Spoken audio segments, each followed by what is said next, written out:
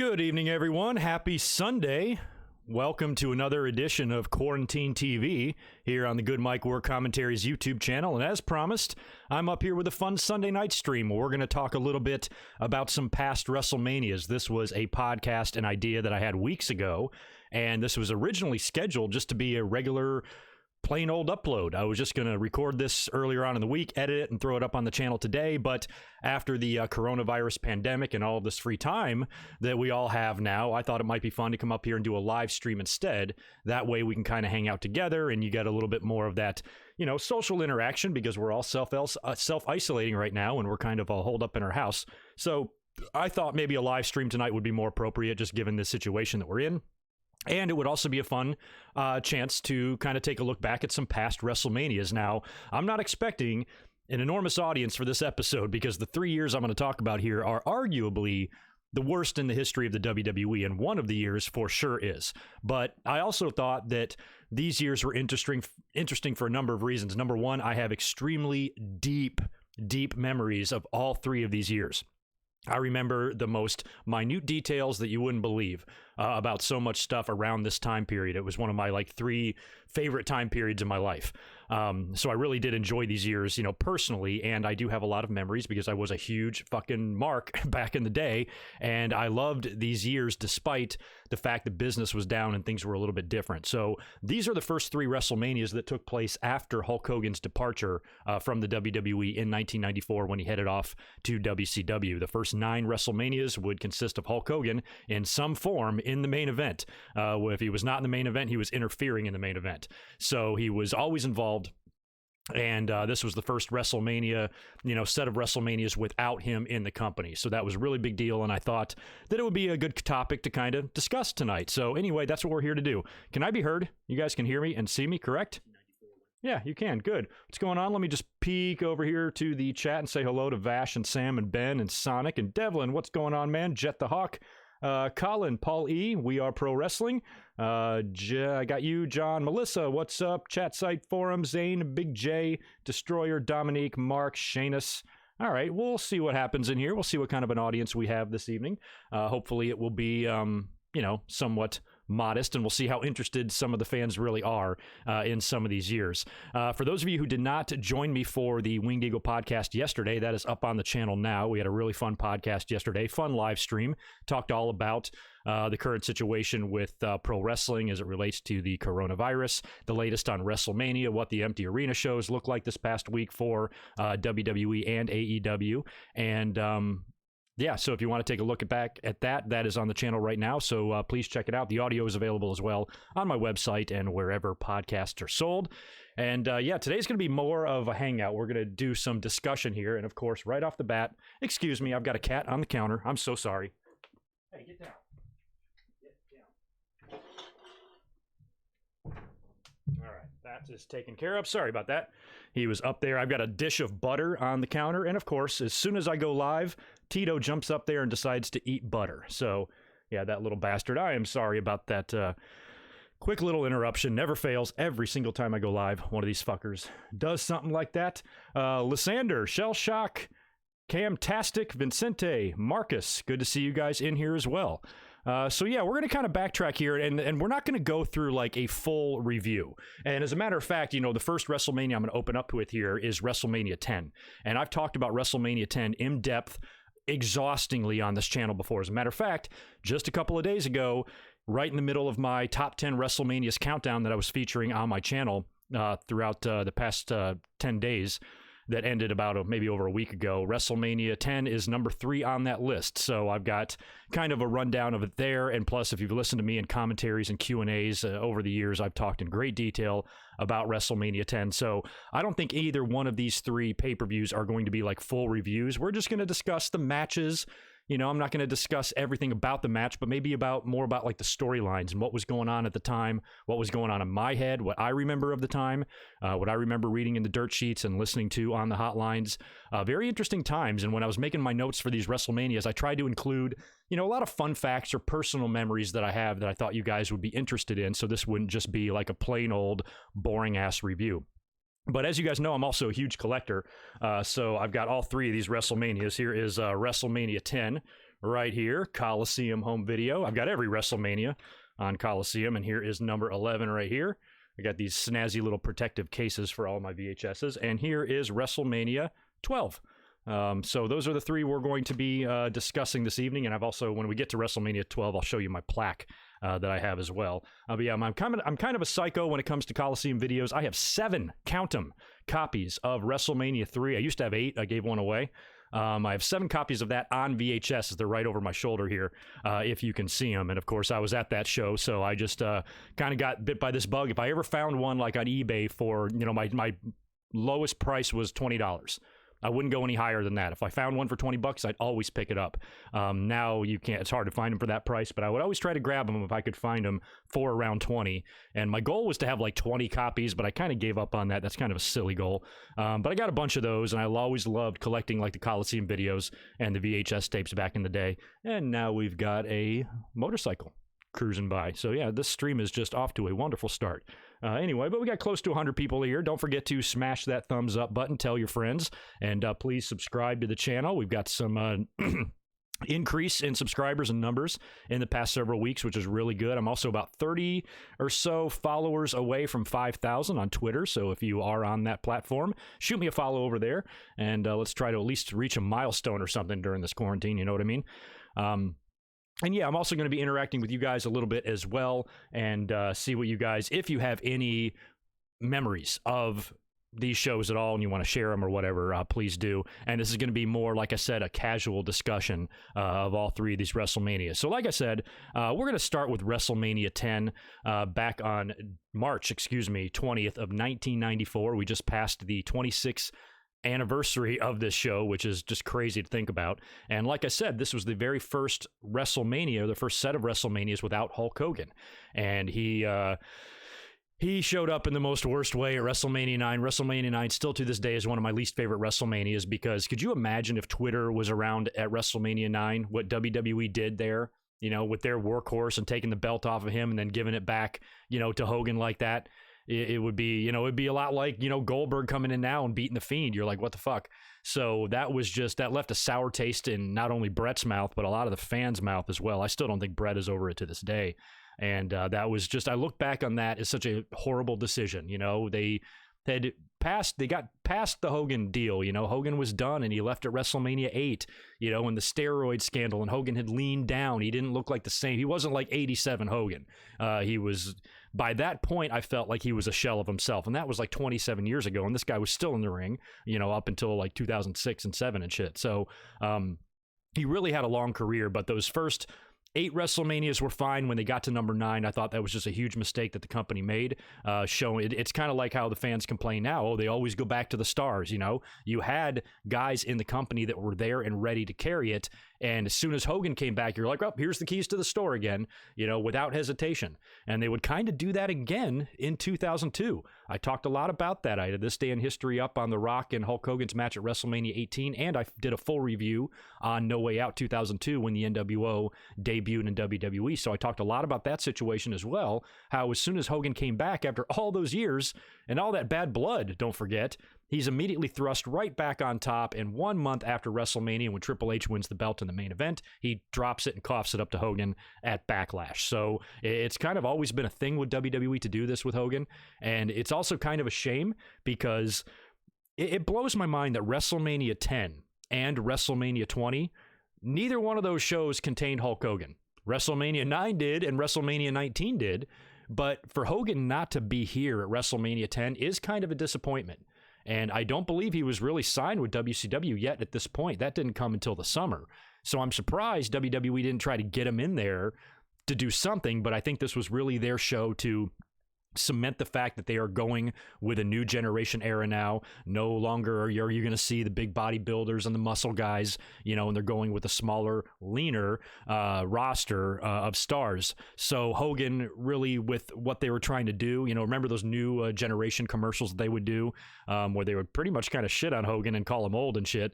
You know, he wouldn't have really fit, but the fact that it was WrestleMania 10 in the birthplace of WrestleMania, where Hulk Hogan helped create this entire, not only pay-per-view but company at WrestleMania 1 in Madison Square Garden, I felt like he should have been there. And we weren't really in the time period of doing like fun skits, like you see now backstage with legends bumping into each other at WrestleMania, and you do some sort of fun little heartwarming segment backstage. We were way before the days of that really happening, but I think it would have been cool if Hogan would have been there, if Piper would have been there, if Mr. T would have been there, if Orndorff would have been there, if Ace Orton would have been there. Just some sort of commemoration of the first ever WrestleMania main event, maybe a little ceremony in the ring with all the guys in a suit and tie or something. I don't know. It just felt like WrestleMania 10 not having Hogan felt a little bit wrong, but still turned out to be one of my favorite WrestleManias of all time. And I even mentioned this recently in some podcasts and on Twitter and stuff. I'm really regretful that Hogan wasn't at WrestleMania 20. Can you believe that Hogan and Vince wrestled at 19?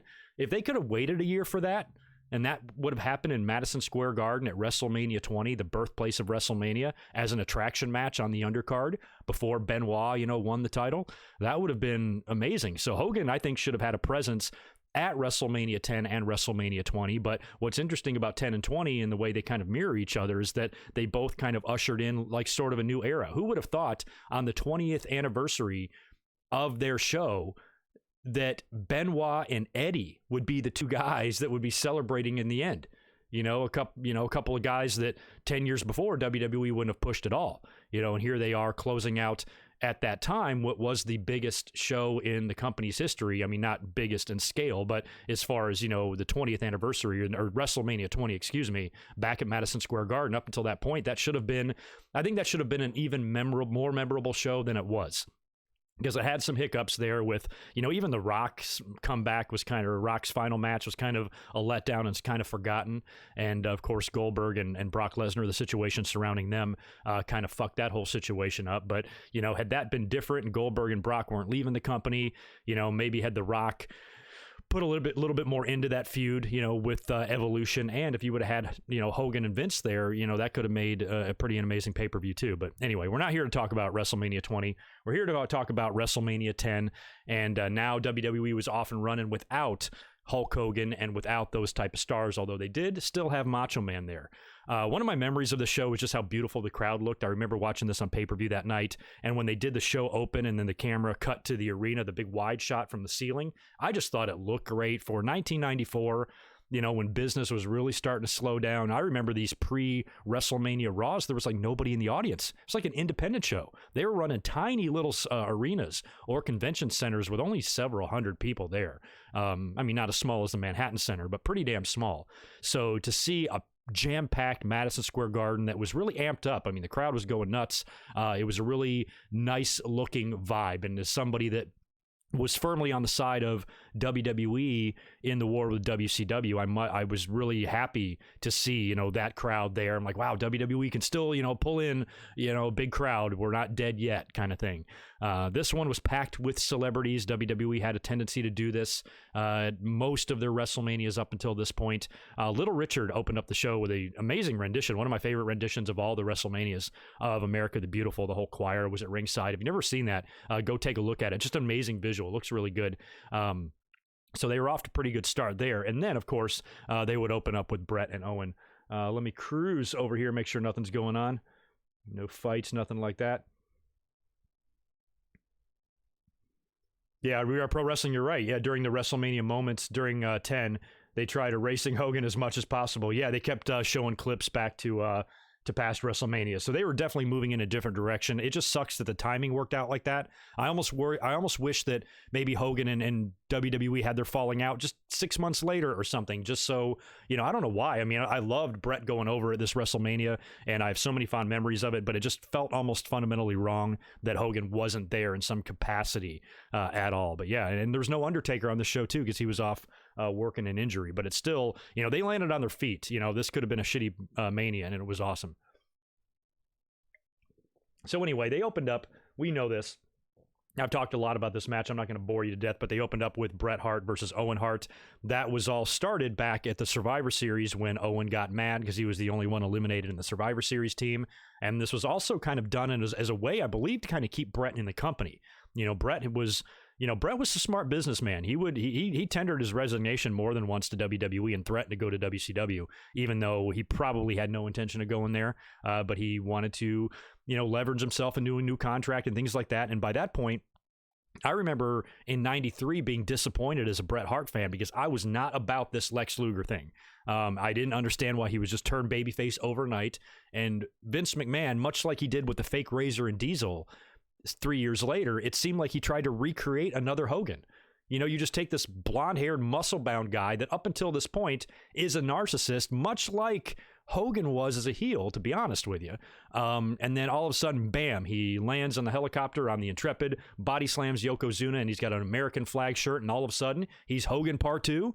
He's Hogan 2.0. What the fuck, Vince? Vince has always been praised for being, a creative genius. There was nothing at all creative about that. That is going right back to your same old bag of tricks and not being able to, deviate from that. So I'm really glad that Luger, and I'm really glad that the fans saw through that. And I was one of those fans. I'm like, this is horseshit. And I was at the age where I should still be cheering the baby faces and booing the heels, but I was not about that life.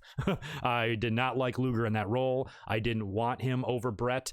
And when Luger was then thrust into the main event position against Yoko, when that should have been Bret's spot, and Bret is feuding with Lawler, and then he does the match at Survivor Series, and he's just not doing much at all. I'm like, what the fuck? He went from champion to feuding with Lawler? What the hell, man? And then Lawler would get in trouble, and then Shawn Michaels would take his place at the Survivor Series and all that. And that's where they kind of launched the Bret and Owen feud. So, the story goes that it was supposed to be Bruce, and Bret, lobbied for Owen. I cannot believe that Vince, when you have Owen on your roster, that Vince would want Bruce. I understand that Bruce has got, he's got more years of experience, and he's got that, Stampede connection and everything, and he's one of the guys that, was kind of ran the place up there. But still, Owen is 100 times more athletic and more talented and believable as in terms of a credible opponent for Bret than Bruce would be. By then, Bruce was in terrible shape. He was older. He had broken down. I cannot believe that was even tossed around. I cannot believe that's really what Vince wanted.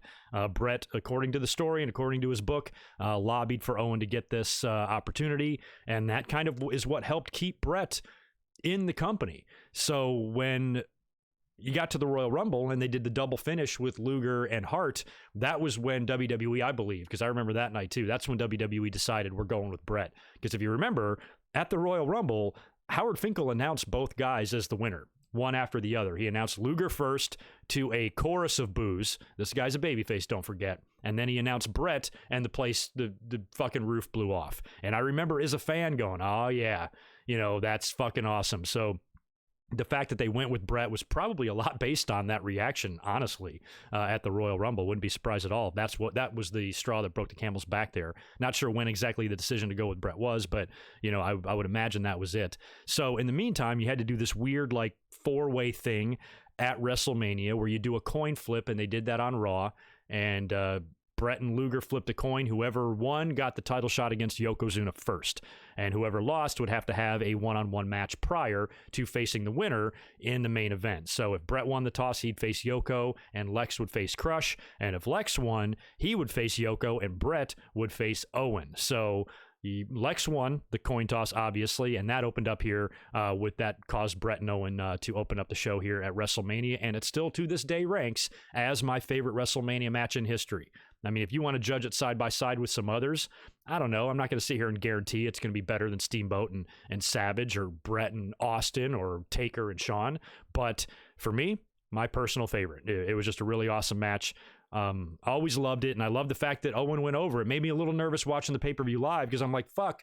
I had every reason to believe that WWE would shit on Bret again because they weren't giving me a whole lot of confidence based on the previous year, him coughing up the belt like that to Yoko and then passing it to Hulk and then feuding with Lawler all year. I was worried that, the WWE just didn't see Bret as champion. So this loss to Owen here made me a little bit nervous watching the pay-per-view. I did not see the writing on the wall yet. As I was watching this, I was still extremely worried that as we got to later on in the show, that Bret would wind up falling short, probably to Lex Luger, because I was assuming Lex would, probably win the title and then beat Bret, and it would suck. Luckily, that's not what happened. But we'll get back to the title situation here in a little bit. Some of the other matches that were interesting on the show, I look back at this WrestleMania as one of my favorite of all time, but that does not mean it had a lot of good matches, because it did not. There was only, 3 really memorable moments on the show, if you ask me. Bam Bam Bigelow and Luna Vachon took on Doink and Dink in a mixed tag, and they defeated them. That whole thing was silly. Doink was ruined. He was a great heel, and then they turned him babyface, and it was just, and then he aligned with Dink, and then he's feuding with Bam Bam and Luna. At least in this match, Bam Bam and Luna got the victory, and Bam Bam would have a very big WrestleMania the following year. We also had the Falls Count Anywhere match between Randy Savage and Crush. Now, I cannot remember if Falls Count Anywhere matches were done in the NWA. I'm having a hard time remembering any specific examples. Maybe one with Terry Funk or something. But this was the first introduction for me in one of these matches, and this was back when they had different rules for these things. Now, to set it all up, Savage and Crush were homies. Crush was a babyface. Remember when he Demolition disbanded and he took like a year off or something, came back as the big babyface Crush, bleached blonde mullet, loud orange clothes, and he would crush his opponents. And Bryan Adams was cool. He was, I didn't mind him too much as a babyface doing that gimmick. And then he was attacked and smashed and squashed by Yokozuna. He was given like several bonsai drops on Monday Night Raw. Randy Savage is on commentary for this and doing nothing about it. Didn't run in to save him, nothing like that. So that led Crush to turn heel, turned on Macho Man when they had a face-to-face confrontation in the ring, beat the shit out of him on Monday Night Raw. They did the thing where they slammed him like on the barricade on his neck, and they're like Savage lacerated his tongue. Such a weird injury to talk about in wrestling. And he was out for a couple of weeks, and then he would resurface and challenge Crush at WrestleMania in the Falls Count Anywhere match. And here they did it weird, like the way the rules worked is you could fight all over the building and you could pin your opponent all over the building, but then you had like, I think it was like 30 seconds. I can't remember what the time period was here. I want to say it was like 30 seconds or so you had to make it back to the ring. So once you pinned your opponent, you didn't win. You had to make it back within the allotted time. So that's kind of a weird rule. I guess they did that so they wouldn't wind up across the street, because they had a bunch of fans over there as well at the Paramount. But I'm glad that they didn't keep that rule in place, and it's something that we haven't really seen since. And the finish was kind of botchy. I like the idea of the finish. The idea was for Savage to get Crush in the back, and he like tied his legs up in a cable or a rope and then tried to hoist him up on a pulley to where he's like hanging him upside down, but he completely screwed it up. He couldn't get the rope secure, and Crush just kind of fell back down. Now his legs were still tied up, so it's plausible that he couldn't get out there in time, and Savage making it back to the ring and winning was all fine, but I think it would have been a much better visual had he been able to actually hang Crush upside down. So kind of a dumb finish there. It's not really looked back on and praised that highly. Just put it that way. And, and when you look at where Savage was, he was kind of not doing much either. I mean, this feud with Crush, he really wasn't in the title picture. And I remember there is a shout out to Monsoon Classic on YouTube, who's always posting shit on Twitter.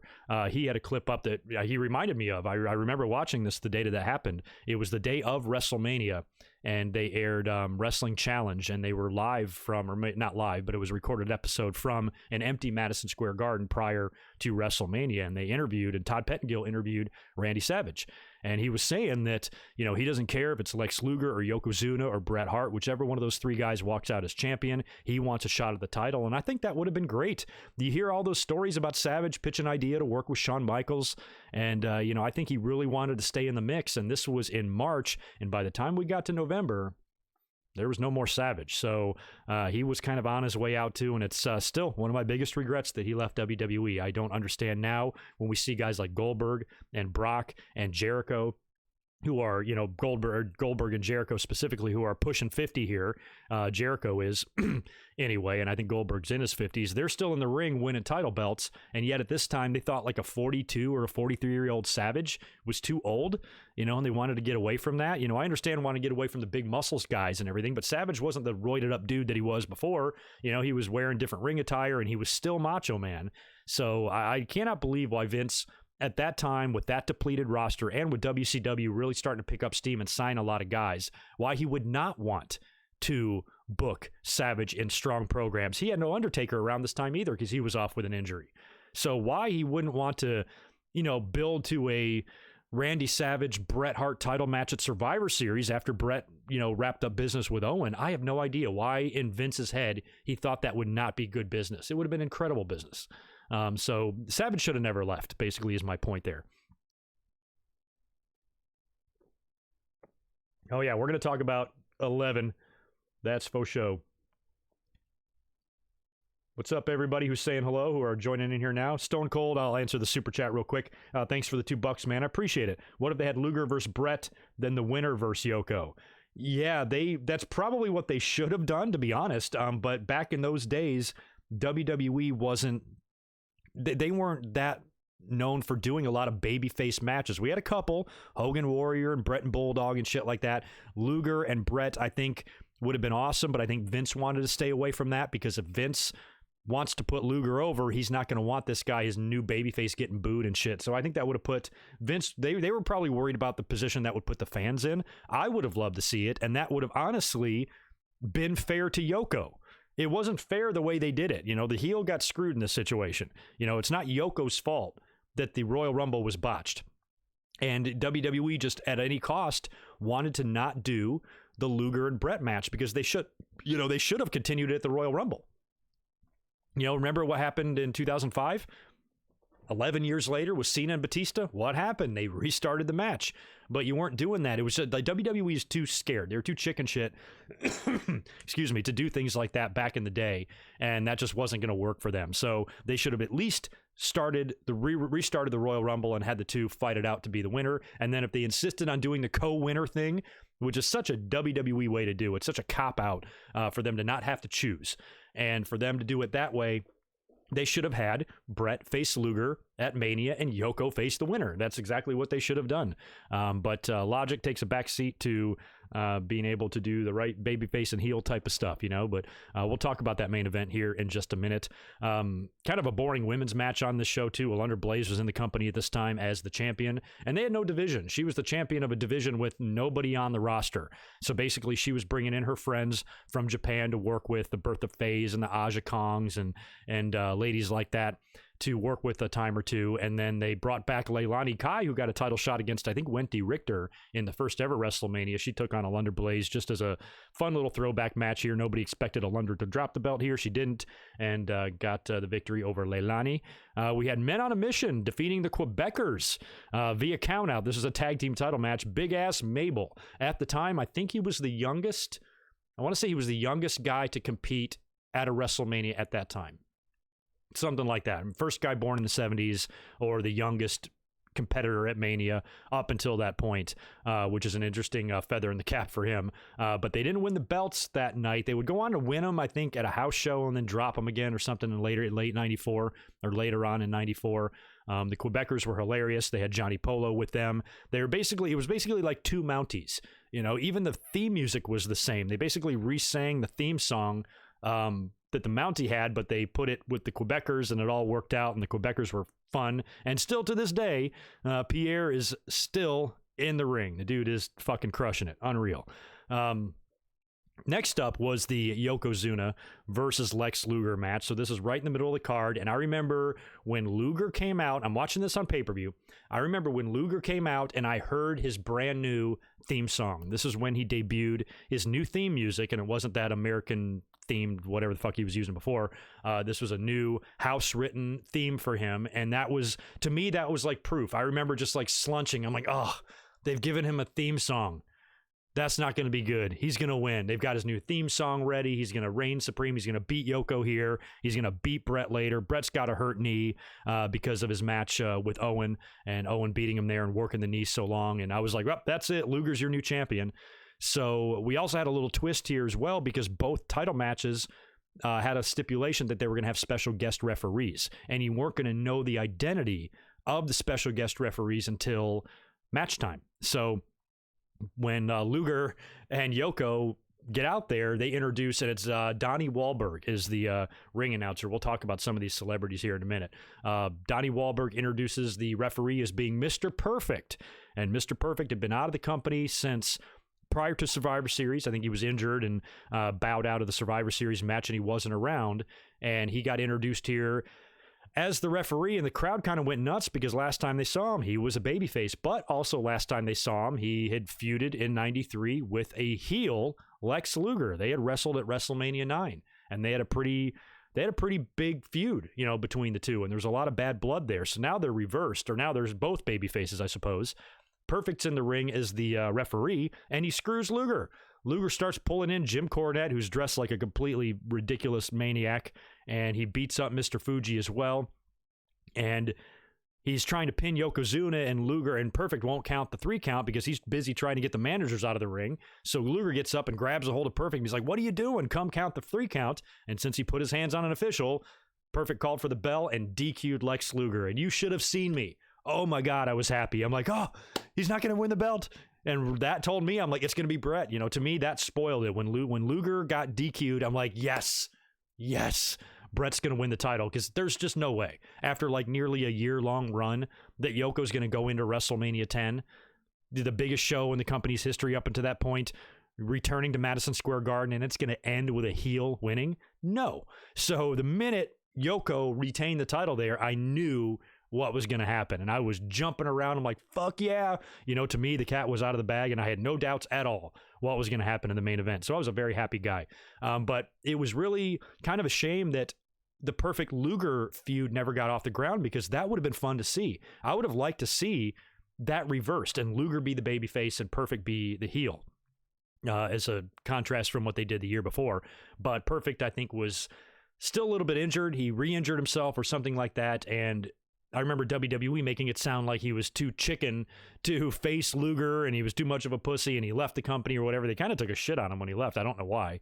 And he would be gone again for like another year and a half, and they would finally resurface at the Survivor Series in '95, hang around for a year, and then bolt off for WCW. So Perfect was all over the place. Now, I think it's a shame that we never got that feud on the house show loop between those two guys. They probably would have worked, maybe King of the Ring or something. Oh, WrestleMania 10, 1994. Hey, I agree. A clown should never be a babyface. You're exactly right. If you're ever going to have a crown or a clown in WWE, they got to be a heel. You've never seen Yoko wrestle. Wow. For a guy that was 600 pounds or 500 pounds, the dude could move, man. The way he could throw those kicks, and man, the scariest thing, I couldn't imagine being a wrestler and having to take a Yoko leg drop. Could you imagine that? I would be fearing for my life that would be the end of me. Anyway, we also had Earthquake. Earthquake made his return to WWE. I don't recall at this time how long he was gone. Maybe like 2 years, close to 2 years and a half, something like that. Maybe like a year and a half. So he was out of the company for a while after the natural disasters had finished up their run, and he was making a comeback here. I thought he was originally supposed to take on Ludwig Borga. Borga had left the company or whatever the fuck happened there. I don't remember seeing him again after that, and he was replaced by Adam Bomb, and Earthquake made super quick work out of him. I think this was the match where they had, going purely by memory here, I think this is the match where they had Howard Finkel with the toupee, because they had Cy Sperling, who recently passed away like this year, like just a few months ago.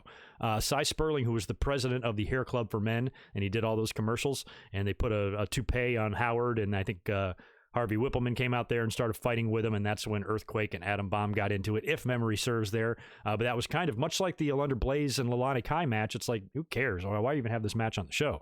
But Earthquake is back, and then he would go on, I believe, after this. He wouldn't be in the company long either. He'd take off as well, and he'd head down to WCW with Hogan. But before he did that, he kind of had a small feud with Yoko. They did like the sumo match on Raw. They removed all the ring ropes from the rings, and they had a sumo match on Raw, and Earthquake beat him.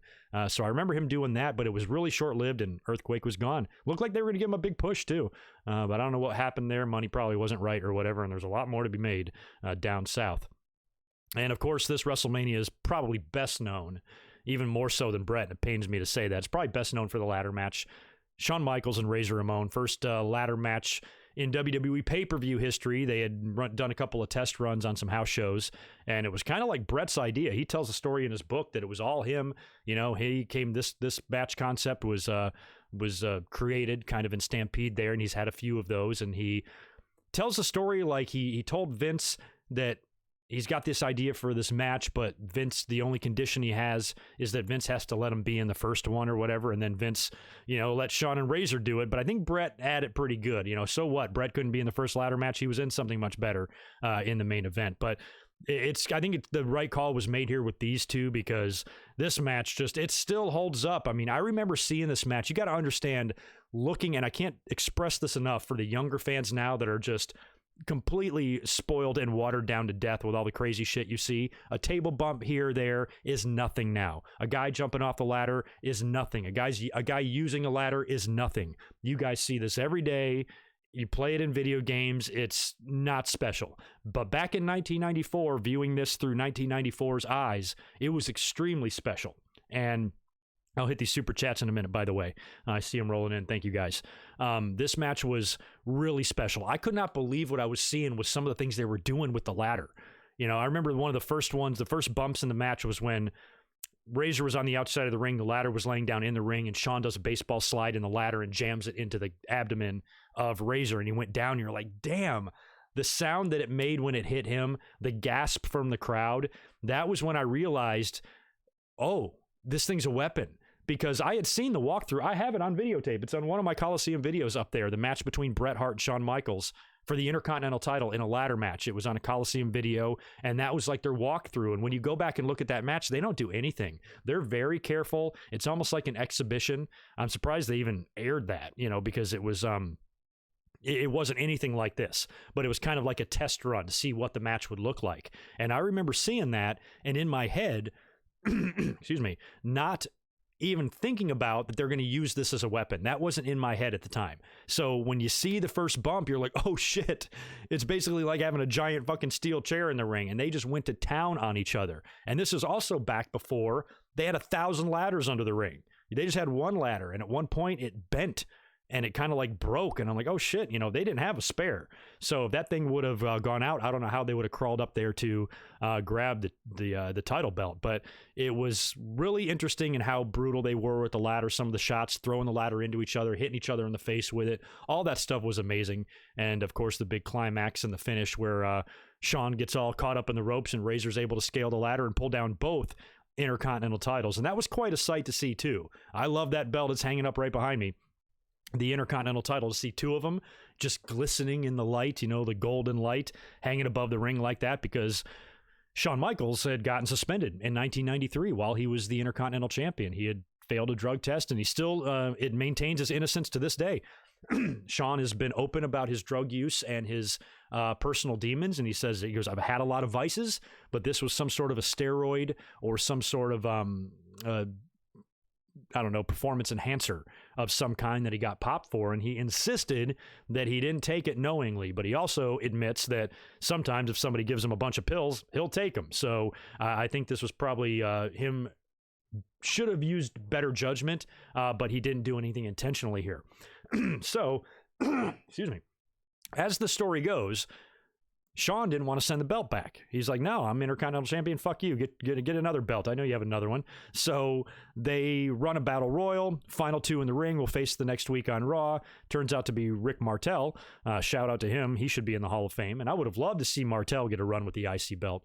It turned out to be him and Razor for the title on TV. Razor won the belt, and then he's got the belt. And then when Shawn's suspension was up, he shows back up on TV with the Intercontinental title. I'm the uncrowned champion, or I'm the true champion, or the real Intercontinental champion. So this went on for months. Both of these two guys claiming to be Intercontinental champion. So they hoisted both belts up there, and that's what they fought for. So it was a really great ending and a great finish and a great match all around. And it was still, you look back now, even after seeing what we see now, even after all the crazy shit that we've seen, the TLC matches and how all of this stuff is just so incredibly common, it still, to this day, holds up. If you go back and watch it right now, you will still be oohing and ahhing at this. It was just a beautiful match, probably the prettiest ladder match we've ever seen, because they've really evolved over the years. And this one did a great job by really wowing you, but at the same time didn't go too crazy over the top, like they would really start getting out of hand at WrestleMania 17. And then they started bringing out the big ladders and just doing crazy stunts, and by then it kind of lost its meaning. But here back in '94, it was a pretty amazing thing, and it was it was weird too. Right after this, Shawn and Diesel would switch sides, or they would basically switch roles. Diesel got tossed out of this match, by the way, I think by Earl Hebner, who was the ref in this, I think. And at that time, he was backing up Shawn. He was Shawn's bodyguard. Well, right after this, Diesel started being in the ring more, and he would challenge Razor for the title and actually beat him for it, and Shawn would be the one backing him up. So I think it was about 4 months. It wasn't until SummerSlam that Shawn would get in the ring again. So he might have wrestled a TV match here or there, but for the most part, he stayed out of the ring. And I never knew what was going on there. I was like, why is Shawn not wrestling? He was basically doing a lot like what Sami Zayn is doing now on TV. Really not wrestling much. And then the night before SummerSlam, him and Diesel would beat the Head Shrinkers for the tag team titles, and presto changeo, he's right back in the ring again. I think this was also around the time that they gave him the Heartbreak Hotel. While he was off from the ring, he had the talk show, the Heartbreak Hotel, and he would interview people on there. And now Diesel is the champion, and Shawn, I don't want to say he's his bodyguard, but he's the one backing him up. I know I got a couple of super chats that I missed, so let me cruise up here and grab these. I saw 2 of them. I thought so. There they are. Oh, Devlin, good to see you, man. Thanks for the $10. Super generous of you, man. Man, I kind of wish I grew up during these times. Yeah, dude. And Devlin is like super young. How old are you again? Like 22 or 23, right? So this is like before you were born. But I remember it well, man. This is the year I freaking graduated high school. So I have a lot of fond memories of this. And man, it was a good time. But yeah, thanks for the $10, dude. Good to see you in here hanging out on this fun Sunday evening. Chris Ludecki, good to see you as well, man. Thanks for the $5. Looking back at this era, if they did much better long-term storytelling and hinted at future feuds, it doesn't feel like they do that anymore. Oh, hell no, they definitely don't do that anymore. For a lot of different reasons, but back then too, TV was much easier to book. They're taping 4 shows at a time. They can really plan out, and I think they did have that plan in place, and that's what's good about long-term booking, is that you can change and evolve if things aren't working out the way you initially set out them to be. Because, you know, from the outset, Luger was supposed to win the title. I think that's what was in Vince's head at WrestleMania 10. It would be Luger, but as they saw the way the crowd was reacting to him and stuff, it became clear that Bret was going to have to be the guy, and they changed. Where if they're just booking shit on the fly, they're not going to be able to observe the crowd's reaction like that, and they're not going to be able to adjust. So, you know, long-term booking is always better, but unfortunately, the way WWE operates in their day-to-day business, I think long-term booking, at least for them, is a thing of the past. But I think AEW has a chance to pull that off because, you know, they don't have so much going on. But as they grow and they add TV shows to their schedule and stuff, and they get spread really thin, you're probably going to see the same problems there. But right now, they're in a much better position to do that than WWE is. Thank you guys for those. AJ Daniels, thanks, man. Appreciate the $2. What's your favorite match of the night at WrestleMania 10? The first one, dude. Not only is it my favorite match at WrestleMania 10, it's my favorite match of all 35 WrestleManias combined. Bret Hart and Owen Hart opening up the show there. And that, of course, brings us to Bret Hart and Yokozuna in the main event. One of my favorite things about this match was the promo that Jim Cornette cut after Yoko beat Luger. Oh, man, it's one of the best. And he goes on to shit on Luger and then talks right to Bret Hart and just lays out this great monologue and just puts it all into perspective and basically says, Bret, you are fucked. Nobody can stop this guy. And it was just one of my favorite, I don't know why, it's just one of my favorite Jim Cornette promos of all time. I mean, it's not like Hard Times or anything, but it's a really good promo. So go back and watch WrestleMania 10 right after Luger gets DQ'd and watch the interview with Yoko, Jim Cornette, and Mr. Fuji. Really good stuff there. All sorts of celebrities for this thing. One of the biggest ones, or the biggest one on the show, was Burt Reynolds. Burt Reynolds, who also recently passed away the last couple of years, I believe, as well. They had Rhonda Shear as the timekeeper. Donnie Wahlberg was back out there again, and Burt Reynolds would be the guest ring announcer. Not a very good guest ring announcer, but he introduces Bret and Yoko. And of course, we also have a special guest referee for this thing, just like we did in Yoko and Lex. And this time it's Rowdy Roddy Piper. So there's one little piece of WrestleMania 1 that did come back for this. It would have been better, you know, to see Hogan, I think, in some capacity there, but having Piper come in as the referee here was brilliant because both referees have history with the challengers in these cases. Perfect had it with Luger, and Piper has it with Bret. 2 years prior to this, at WrestleMania 8, they wrestled for the Intercontinental title in one of my favorite WrestleMania matches of all time. And that was a bloody brawl. And they made up and they were friends in the end, but still, Jerry Lawler would not shut the hell up about how he is insisting that much like Perfect, there's some bad blood there with Roddy Piper, and he's going to screw over Bret Hart. The only big issue I have with this match, because Bret went into it injured, went in there hobbling around on one leg. Yoko was pretty much kicking his ass for a good portion of the match. Bret gets some offense in here or there. And then finally, they set up for the finish, and Yoko's going for the bonsai drop, and he drags Bret over. And instead of having Bret beat this guy, like he should have done the year before, because at WrestleMania 9, he had Yoko in the sharpshooter, and Mr. Fuji threw the salt in his eyes. So to me, the best way to blow this whole thing off is for Bret to tap out Yokozuna in the sharpshooter like he should have done last year, and like he would have done had Fuji not tossed the salt. So the fact that they went with this, fate was on Bret Hart's side, I didn't like that at all. Yoko drags him over for the bonsai drop. He gets on the ropes, and then he just loses his balance, falls backwards. Bret moves out of the way. Yoko does a flat back bump right on the mat. Bret Hart gets on top of Yoko. Neither one of his shoulders are down, really, and Piper goes 1, 2, 3 and just counts the 3. Got a great pop. Popped the hell out of me. I was thrilled because I was a little nervous, even though I was convinced Bret was going to win. When Yoko started dragging him over there for the bonsai drop, I'm like, is Bret going to kick out? Like, what's going to happen here? So the fact that he just moved and Yoko lost his balance is kind of a little bit weird. I think Bret should have beat Yoko definitively, because Yoko could have survived that. Yoko was champion for like a year, almost a year. He won the belt at 9, dropped it to Hogan, and then won it right back from him in the first match. So it was nearly a year that Yoko held the belt, and he was pretty dominant like that. Taking a clean loss to Bret would not have hurt him at all, especially since he had a match prior in the night.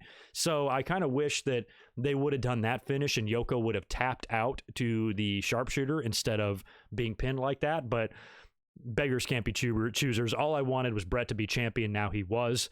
Great finish there with Piper grabbing the belt and putting it on Bret and taking off, and Yoko chases after him, and Bret just lays there. Bret's laying in the ring, and I'm standing by this point in my bedroom. I'm standing up, and I am just fucking thrilled about this. And then one by one, the wrestlers start coming out. It starts with Lex Luger as Bret gets up to celebrate, and he turns around. Lex is there, and I'm like, holy shit, this is the match we thought we were going to get. Maybe we're going to get it now, and instead they do the handshake. Out comes Macho Man, out comes Razor, out comes Bob Holly, and a lot of other guys. Gorilla Monsoon gets in the ring, Pat Patterson, Vince gets off commentary and comes in the ring. They hoist Bret up on their shoulders. It's just a great moment, basically solidifying the new generation, saying it's here, and this is what we're going with now. Bret is our guy. So as someone who was a Bret Hart fan, I couldn't have been happier. So I know I've exhaustingly talked about this WrestleMania so much in the past, but, it's still kind of interesting to look back on like where everything was and what guys were doing and what was going on in the landscape of pro wrestling, because there was a lot of uncertainty. WWE was moving on in a different direction that was going to dramatically decrease their business. It already had decreased their business. Hogan was about to go work for a rival promotion. Savage was on his way out the door. It was not a good time. So Bret Hart being champion was really the only thing they could do. Putting the belt on Luger would have made it sound like you're trying to replace Hogan. And there really wasn't going to be any replacement for him. And if he would have gone to WCW, how silly would that have looked? They've got the real deal, and WWE's got the imposter. So it wouldn't have been a good look for them. So the absolute right decision was made here to put the belt on Bret. And then Bret would go on to feud all throughout the summer with Owen and have that great cage match with him at SummerSlam. And after the match, when Bret is celebrating, I remember Owen coming out in the aisleway was great storytelling, because I remember as a fan being like, come on, Owen. I kind of wanted to see the brothers, make up. I was hoping Owen would go in the ring. Even Savage holds the ropes open, remember? And he's like, come on, Owen. And Owen just stands there. Sorry, I'm losing my voice a little bit. Owen stands there and he just kind of shakes his head. Like the jealousy, you can just see it seeping out of his pores, just like, you son of a bitch, now you're champion. Well, Owen should have been happy. Owen looked really disappointed in that final scene, but in Owen's head says we are. Okay. There might have been a pause there. I'm not sure. Anyway, I briefly got disconnected from my streaming software, but I'm up and running now. So if any sort of thing happened there and it was choppy, I apologize. But anyway, getting back to Owen, he should have been like, holy shit, I just beat this guy in the opening match. That's going to score me a title shot. That's going to, just thrust me right into the number one contender spot, and that's going to get me title shots. So he should have actually been a little bit happy, but you could see the jealousy overtaking Owen, and he couldn't believe that, Big Brother wins again, and what about me? What about me? Owen always said that. So Owen was great. I loved that final little stare down between the two to close the show. It was quite awesome. So WrestleMania 10, they were certainly off to a good start, let's put it that way, after the Hogan era. Unfortunately, it would not continue with WrestleMania 11. Let me cruise back up here and see if there's anything else I need to say or talk about or answer. Good to see you in here, Melissa. Mr. E. Okay, so did you notice it? Did something really did happen there with the stream then, yeah? 94 was a good year. 94 had its moments. I mean, Bret and Owen, was a good feud and everything. And it wasn't as bad as 95, but 94 was not great. We missed a match on this WrestleMania as well. We were supposed to have a 10-man tag.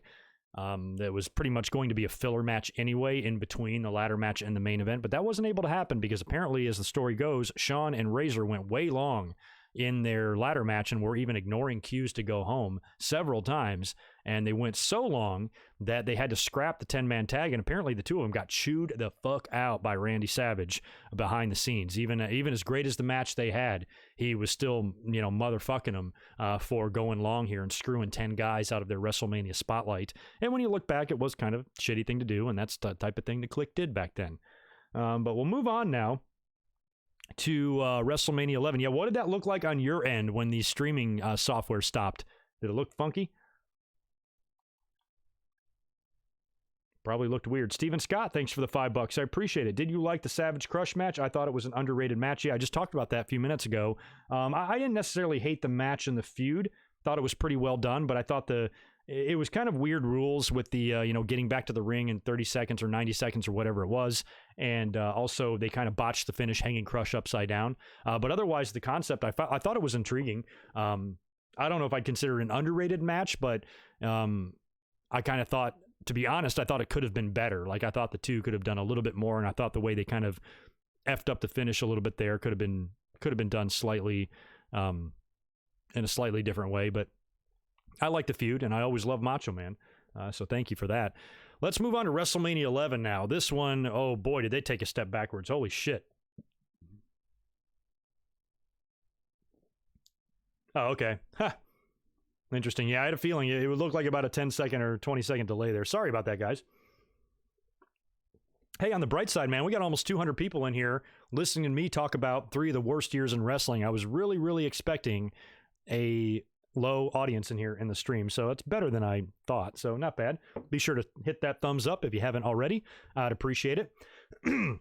Let's talk about WrestleMania 11, April 2nd, 1995, Hartford Civic Center. So WWE went right in their backyard for this in Connecticut for WrestleMania 11, and this one was bad. I watched this on pay-per-view as well, and I remember just being disappointed. It didn't feel like a well-rounded WrestleMania. It didn't feel like a well-organized WrestleMania or a well-put-together WrestleMania. They were having technical difficulties.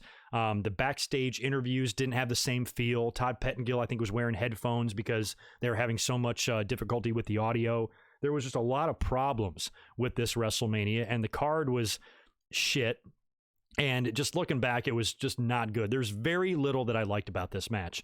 It's loaded with celebrities again, and this would finally kind of be the end of that for a couple of years anyway. They'd bring some celebrities back at 14, but I think the next year, like we'll talk about, they tried to make the wrestlers the stars. But in this one, they had Salt and Peppa, who I love. Spinderella was there too.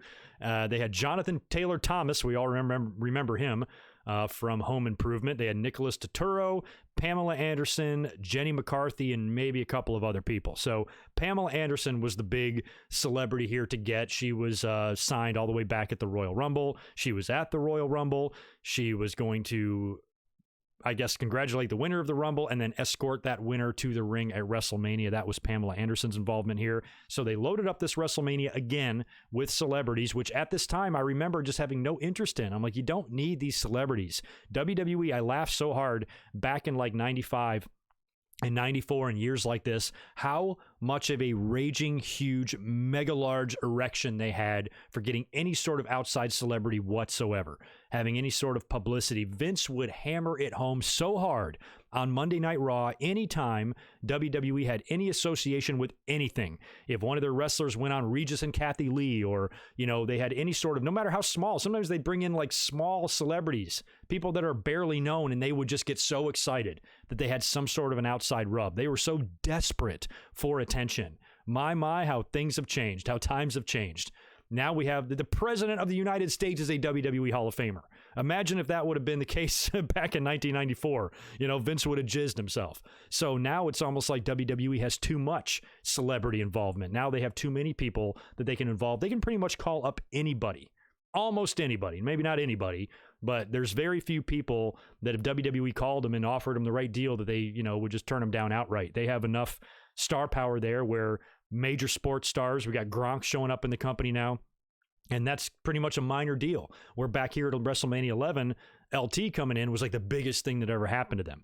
So it was really funny the way they were thirsting and they were so desperate for attention back in these days, where now they don't need the attention. Like they've built this WWE landscape and everybody knows what it is. And back in these days, they just seemed really just out for any sort of outside attention, anything that can promote them and get them out in the mainstream is what they were looking to do here. And they wasted a lot of money, you know, doing so. You know, I mean, Salt and Pep is awesome. I'm never going to complain about seeing Salt and Peppa. I still listen to them. But like Jonathan Taylor Thomas and Nick Turturro and what the fuck, I can understand about Pamela Anderson and Jenny McCarthy because they're, you know, you got the things and the things. But, you know, why do you need all these people? And at that time when WWE clearly was probably struggling financially, how much of a chunk of money did they spend here to get these people that they did not need at all? And it wouldn't have made the show any better or worse without them. So I think maybe they realized that after this year, and that's why we didn't see them at WrestleMania 12, which is interesting because 12 was in Anaheim. It was just right basically next to LA. So they had the celebrities in Hartford, but not in Hollywood. Go figure. Anyway, this WrestleMania was bad. It opened up with the Allied Powers taking on Jacob and Eli Blue with Uncle Zebekiah. Now, one thing I will say is I actually liked the pairing of the Allied Powers. I thought Davey and Lex looked good together because they both were donned in red, white, and blue. I kind of liked the way they looked together. They had the white jackets, and I liked the mashup. I gotta say this, you know, in terms of like old school WWE theme songs, look that one up on YouTube and listen to it. Listen to the Allied Powers theme song. It was kind of a mashup of Lex Luger's theme and British Bulldog's theme, but it was done well and it fit, and I liked the way it sounded. And I thought that WWE around that time didn't have a whole lot of really, really strong tag teams, and this was going to be a great one for them. You know, Lex clearly was out of the title picture by now. I had seen that and noticed that as well, so my ill feelings for him no longer really existed. Lex didn't bother me by 95 because I knew he wasn't going to be champion. So putting him with Bulldog, I thought tag team gold would have looked great around their waists. They never won the belts. I think they challenged for him once. They didn't win at an In Your House, and then right after that, Lex would leave and go to WCW by the time they got to the summer. But had Lex not left, I think they should have put the titles on Lex and Davey. I think they would have looked good with the tag team titles. So I was actually in favor of this team and wanted to see them do more. And it looked like they were beginning their push here at WrestleMania, taking on Jacob and Eli Blue, who had just come in. And I remember when I saw them, I don't know how, I was aware of like Smoky Mountain and some other promotions, and I had seen a lot of outside talent, and I was aware of most of them. But for some reason, I don't know why, I never came across Jacob and Eli Blue before. And I remember when I first saw them come in, when they came into the WWE, I thought they were like two John Nords. That's who they reminded me of. I'm like, is that the Berserker? You know, they kind of look like that. They had that big bushy hair. I'm like, who the fuck are these guys? There's two of them. And of course, you know, they're the Harris twins, who would go on to be DOA and WWE, and they would wrestle in WCW as well. But I remember when they came in the early 90s or the mid 90s here in WWE, I had not seen them before. And I don't know how I missed them, because I've got magazines from 93, 94, 95 with pictures of those guys in there. And I don't know how I didn't noticed them or wasn't aware of them when they came into the WWE, but I had no clue who they were. And the first thing they reminded me of, both of them looked like to me like a slightly smaller version of John Nord. So I didn't know what the hell was going on there when they got there. But again, at least it was another team in WWE, and they were pretty physically impressive because they were big boys. And they were defeated pretty handily here by the Allied Powers. So I'm surprised they didn't push Jacob and Eli Blue a little stronger as heels, and their run, I don't know how long they were there, 6 months or something. I don't think they were there a year, one very long, and they were gone until they would come back with shaved heads and join up with Brian Lee and Brian Adams, and Brian Lee. So I remember just kind of being a little bit confused by them and not really knowing who they were, and they didn't do a whole lot for me in their first run either. Anyway, so I'm happy the Allied Powers got the victory there. Razor Ramon, he was on this like streak of Intercontinental WrestleMania matches. He did the thing basically 2 years in a row for the IC title here, and he would almost do it a third at WrestleMania 12. He was scheduled to face Goldust for the Intercontinental title, but that wouldn't wind up happening. In a similar situation here in 95, Razor Ramon dropped the Intercontinental title to Jeff Jarrett at the Royal Rumble, and he would then drop the Intercontinental title the following Royal Rumble to Goldust, and both years he was supposed to have a rematch for the title. So here, Razor's taking on Jeff Jarrett. He brings out the 1-2-3 Kid with him, who I think was just returning from an injury. If I'm not mistaken, he was wearing like the karate gi out there, and he was still, I think, nursing his neck injury. Kid would have a lot of neck problems, and this was one of his first ones. And so he came back to back up Razor. The roadie was with Jeff Jarrett. Razor Ramon would wind up winning via DQ, and I remember being bummed out watching this. I'm like, fuck.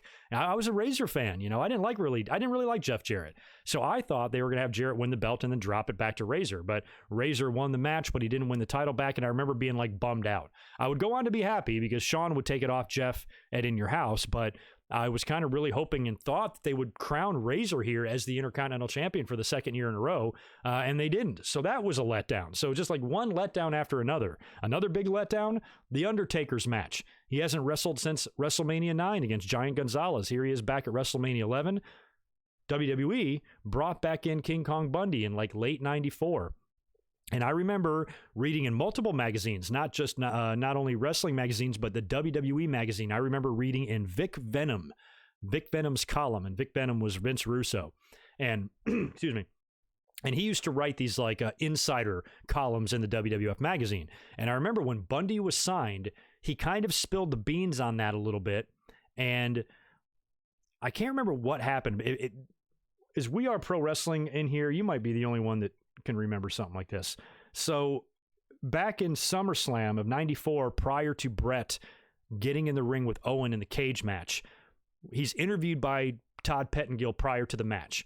And the first thing Todd Pettengill says, he goes, "We need to let all the fans know right now who are wondering, Bret Hart is suffering from strep throat." Now, right before that, at SummerSlam, cat hair in my mouth, Vic Venom writes a column in the magazine saying that this new big former star of the past has broken into Bret Hart's locker room and choked him with his hands. So when Todd Pettengill said that Bret Hart was suffering from strep throat, basically Vic Venom was making it sound like Bundy was being signed, he crashed the locker room, attacked Bret, and choked him out. So when Bundy came into the company, based on that and what I was reading in some of the magazines, I was worried that they were going to put the belt on Bundy, and it wouldn't have surprised me. It's exactly what Vince does. Bundy, I don't know where the hell he was. He was a young guy, but he was gone after 1988.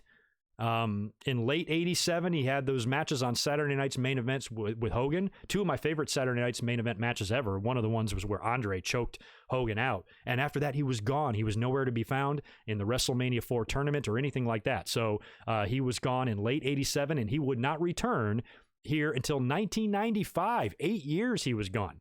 Or 94, excuse me. So nearly 7 years.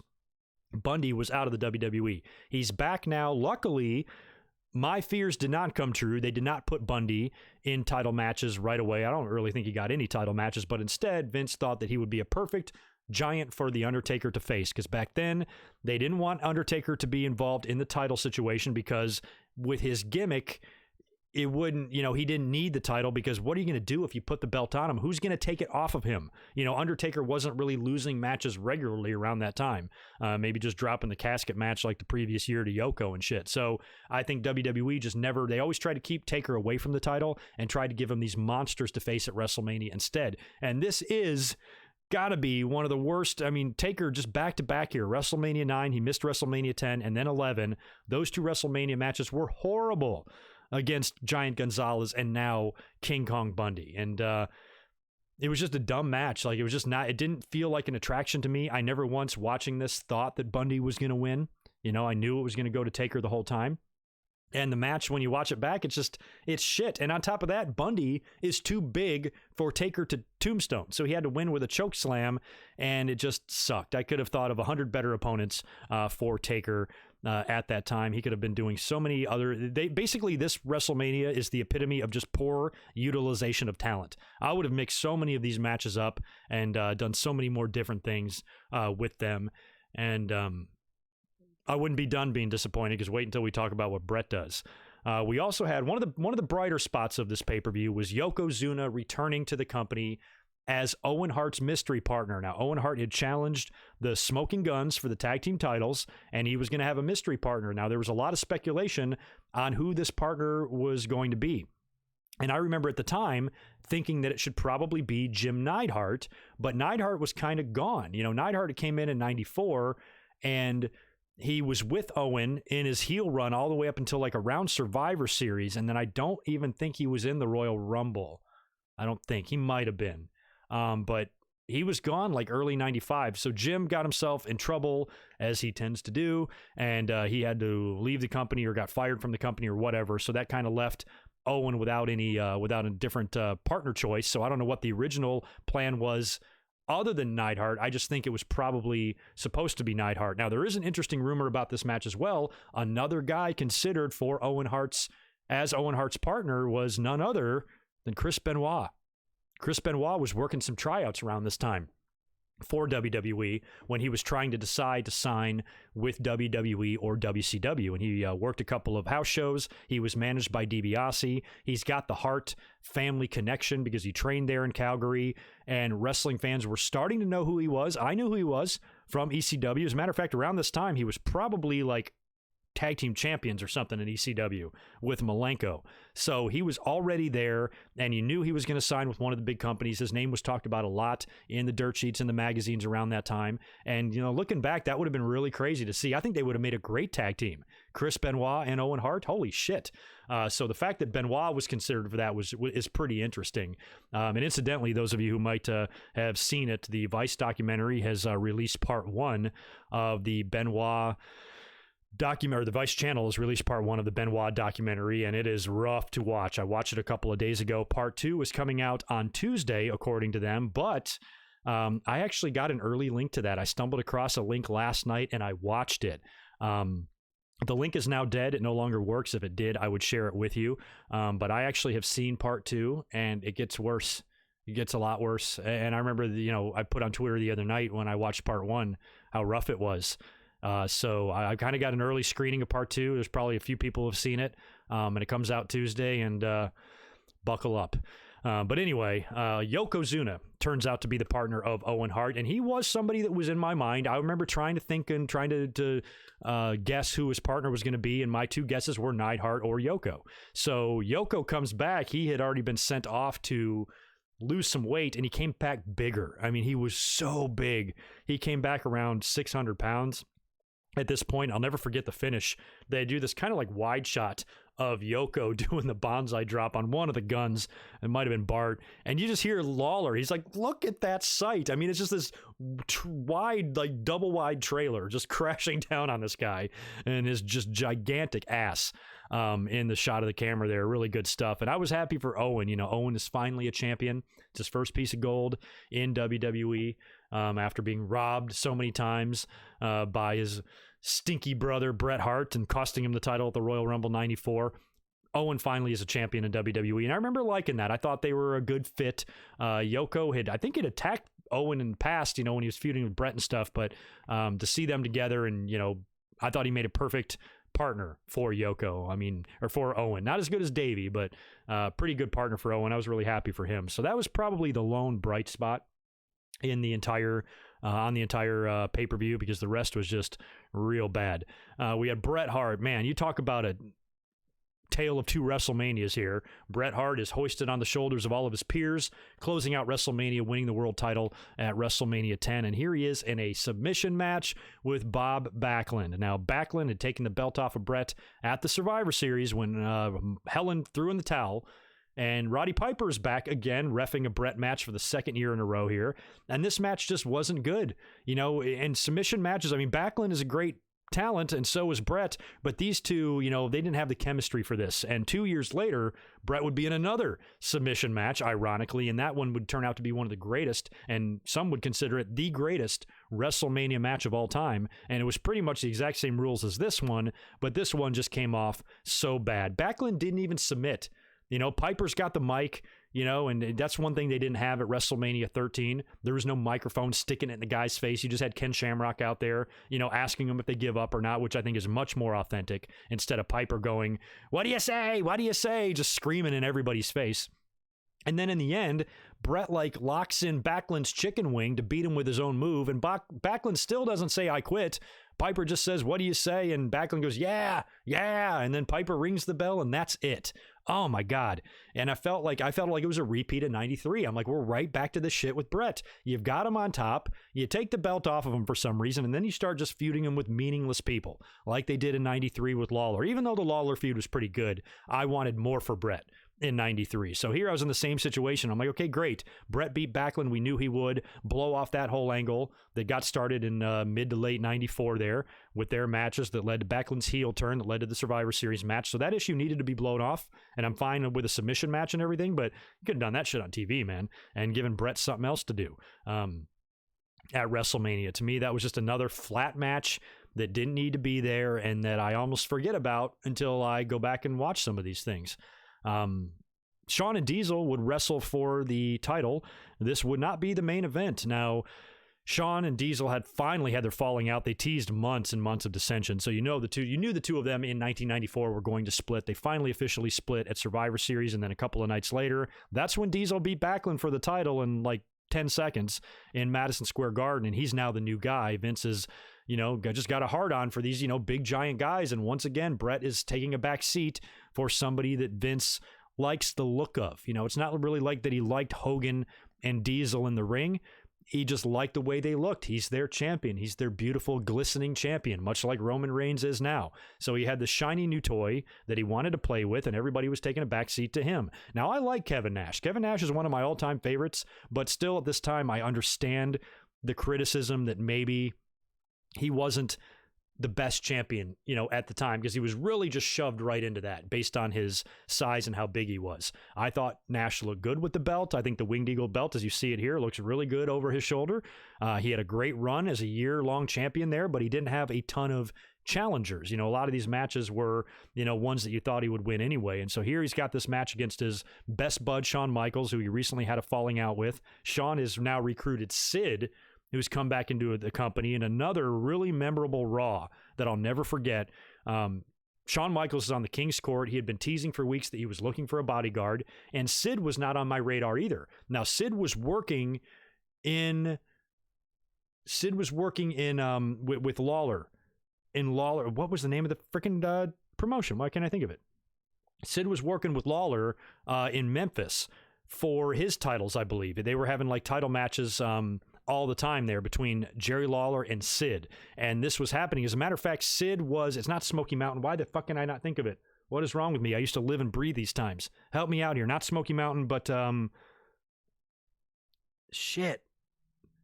What was the one where, remember when they sent Vince down there to work, and Vince and Bret Hart and everybody went in the early 90s to work with Lawler in this promotion? I cannot think of this to begin for the life of me. Anyway, it's on the tip of my brain. So Sid was there. Sid was there working, but I don't think I was aware of that he was there working matches with Lawler. And I think like 2 or 3 days prior to Sid returning to the WWE on the King's Court, him and Lawler actually wrestled for the title, and Lawler beat him. So now Lawler is introducing him. USWA, thank you, chat site forums. That was driving me crazy. And pro wrestling, yes, USWA. That's where Sid was working with Lawler. So they had just worked. They had just worked a match, because I would read all these results all the time, and they had just worked a match for the title. Sid dropped the belt to Lawler, and then he shows up on Raw. So it's kind of funny to see Lawler introduce him, because Sid was the heel there, Lawler was the face, but here in the company, they're both kind of heels. Really interesting. And I'll never forget when Shawn Michaels makes the announcement, and he goes, "My new bodyguard, the big, the bad, the vicious," love that, Sid. And he calls out Sid, and he's no longer Sid Vicious. He's no longer Sid Justice. He's just Sid. And he'd go on to be Psycho Sid. And he has underrated theme music, just like the Allied Powers. I loved the Psycho Sid theme. Great stuff there. So he comes out, and I remember being like, holy shit, where the fuck have you been? I remember just marking out when I saw Sid. I'm like, that's a good get for them. Because Sid was pretty dominant in his first run. Don't forget, this guy kicked out of the leg drop at WrestleMania. Vince wanted to push him as the next big guy, but Sid's an idiot, and he wound up leaving, I think, and going back to WCW and doing a few other things. No, he never did go back to WCW after that, but he did a few other things, a lot of independent work and stuff, and then finally resurfaces here. Still looked like $1 million. Now he's a heel, and now he's backing up Shawn, and I remember thinking, I'm like, holy shit, Sid and Kevin Nash, clashing is going to be interesting. It would turn out not to be that interesting, but it was. So we get to the match here. Shawn Michaels and Sid. Shawn is supposed to be accompanied to the ring by Pamela Anderson as per the rules of the Royal Rumble. So Shawn comes out to the ring first, but he doesn't have Pamela Anderson with him. He's got Jenny McCarthy with him, and he's backed up by Sid, of course, and they're all like, where the hell's Pamela? They couldn't find Pamela, so they're just like, okay, stick Jenny with him and send him out there. So he gets in the ring. There's all these photographers around ringside too. They're in the way of everything. Then Diesel comes out, and Diesel has stolen Pam Anderson away from Shawn Michaels. One of my favorite Diesel moments too, when he comes out to the aisleway and then he just kind of waves her in. And then when he sticks his arm out for her to grab a hold of, and as soon as she grabs his hand, the facial expression that Nash makes always tickles me. He raises his eyebrows, and I'm like, and he kind of struts in there. I can't describe it. Just go back and watch it. It's one of my favorite moments of the pay-per-view. Nash just has this funny, hell yeah, I'm the man kind of look on his face, like only Nash can do. He's got great facial expressions there. The match itself was good. Shawn was promoting in the press conferences and on TV for weeks that he's going to go out there and change the business. He's going to go out there and give you the performance of a lifetime. He didn't quite do that. He didn't quite repeat what he did in 1994 in the ladder match, but he came close. He was very flashy. He was doing a lot of high-flying stuff out there. A lot of controversy in this match, too, because as the story goes, Shawn wrote about this in his book. They've talked about this on DVDs and documentaries and stuff, and that is that Vince, he's got this he's hell-bent on having Nash and Diesel, kind of be like as powerful as Hogan. So he wants them to kick out of everything. And apparently Vince was insistent that during the match, Diesel kick out of the super kick and kick out of it at 1 or some shit. And both Diesel and Shawn advised against that. I'm like, no, Vince, if you do that, it's going to wind up turning Diesel heel. And especially the way they had the match booked for Shawn to basically get screwed. Shawn at one point in the match, the referee takes a bump. I think Sid fucks him up. Sid does something. Sid screws up. The referee can't get in the ring, and Shawn nails Diesel with another super kick and has got him pinned, but there's no referee to count it. So, Diesel is already kind of being shoved down people's throats to begin with. Then he's he's kicking out of super kicks. Then Shawn's got him beat. The only reason it doesn't have him beat is because Sid screwed up in the whole deal, and it really kind of backfired on Vince to where after the match, Diesel regains control and jackknifes Shawn for the win. And go back and take a look at that jackknife too. Diesel, it amazes me too, because Diesel and Shawn were always buds, and Diesel to this day still insists that Shawn botched that jackknife on purpose. Is that really what you do to your friends? I guess so. Diesel's like, I don't have anything against him. It's cutthroat. This business, that's how you get ahead. And I understand that. But, I just think that sometimes if you're really tight and close friends, maybe some of that cutthroatness doesn't apply to them. So why Shawn would do that on purpose, but that's the way they were back then. So I don't know if Shawn did that or not on purpose, but given how good Shawn is, that's not a move that he should really botch. He should be able to take that just fine. And it didn't really look good, when he took the jackknife and then Diesel pinned him. And then he's in the ring celebrating, and he's got Pamela Anderson. He's got all the celebrities in the ring with him, and he retains the title. And, I guess that was the right decision because that's what Vince wanted, but the whole match just kind of came off wrong, and it caused WWE now to have no choice basically but to kind of transition Shawn into a babyface, where I think he would have ran as heel for a little longer had they been able to talk Vince into booking it the way they wanted. And it was pretty interesting too. Diesel was the first guy since Hogan to retain the title at WrestleMania. No guy had done that. Everybody had been dropping it. Hogan retained at 3. We had a title change at 4 and 5 and 6 and 7 and 8. So yeah, he was the first guy since WrestleMania 3, I suppose, then, to retain the title, which I remember finding really interesting too. So Diesel was definitely Vince's guy, because you don't just retain the title at WrestleMania. That's not something that happens very often. Even to this day, it's not something that happens even that often. Even as recently as WrestleMania 34, I remember being like, wow, Brock retained after everybody thought for sure that Roman was going to win, and Brock wound up coming out of that match with the title. So it's not something that we see a lot of, and we certainly didn't see it a lot during the days of only one championship. You know, when you have 2 titles, then you can afford to have guys retain. It's not a big deal. But back in these days, it was pretty rare. So Diesel was making some history here at this pay-per-view. But, you know, he did all of that without being in the main event. You got to remember, Shawn and Diesel wasn't the main event. Bam Bam Bigelow and Lawrence Taylor was the main event. Again, getting back to WWE's mega huge boner for bringing in outside talent, outside celebrities, outside athletes. They got their hands on Lawrence Taylor here.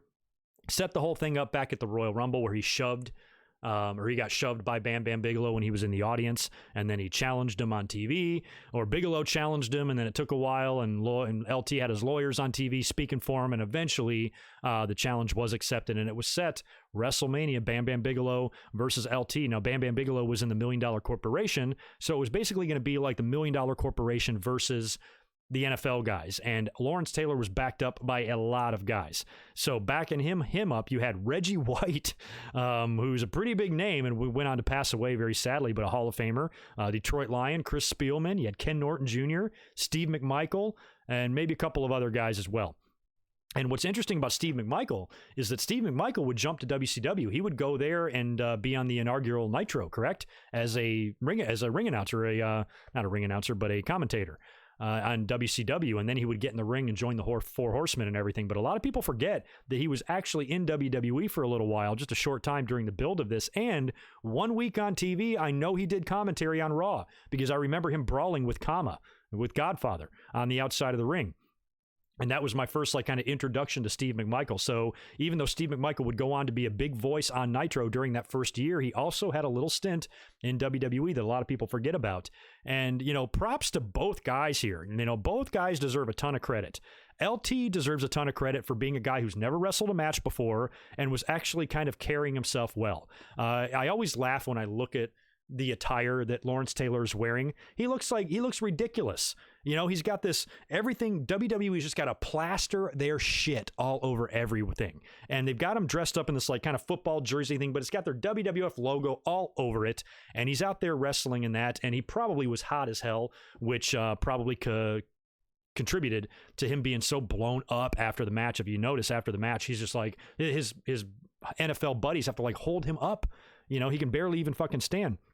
But despite all of that, he did a really good job. He had that footwork. He was still pretty athletic around that time, even though he was retired. He was nailing Bam Bam with some great shots there, and he looked like the little bit of training he did have, he was able to have a passable match. And Bam Bam deserves a mountain of credit for being able to carry that thing. Apparently, Bam Bam got a nice payday for this. He deserved it, because he made that match work. The way Bam Bam was selling those forearm tackles by LT, go back and watch that match. I mean, he was taking some hard bumps and selling for Lawrence Taylor hard and trusting Lawrence to pick him up and slam him down properly. So Bam Bam was risking his life in there with this guy, but he made it work. And I think in terms of a football player coming in and having a random match, and in terms of somebody coming in who's never wrestled before and having a match, this ranks up there as the best.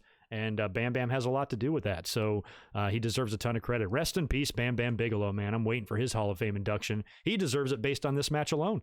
You know, and a lot of people forget that Bam Bam Bigelow has main evented a WrestleMania. It's the only time, or one of the only times, that a non-title match did. I think Shawn and Taker main evented, Taker and Roman main evented, Bigelow and LT, and you guys hit me if I'm missing anyone else, but I think there's only about 3 of these matches, 4 max, that have main evented WrestleMania that have not been for the title. Oh, Hogan and Sid. So I know there's 4.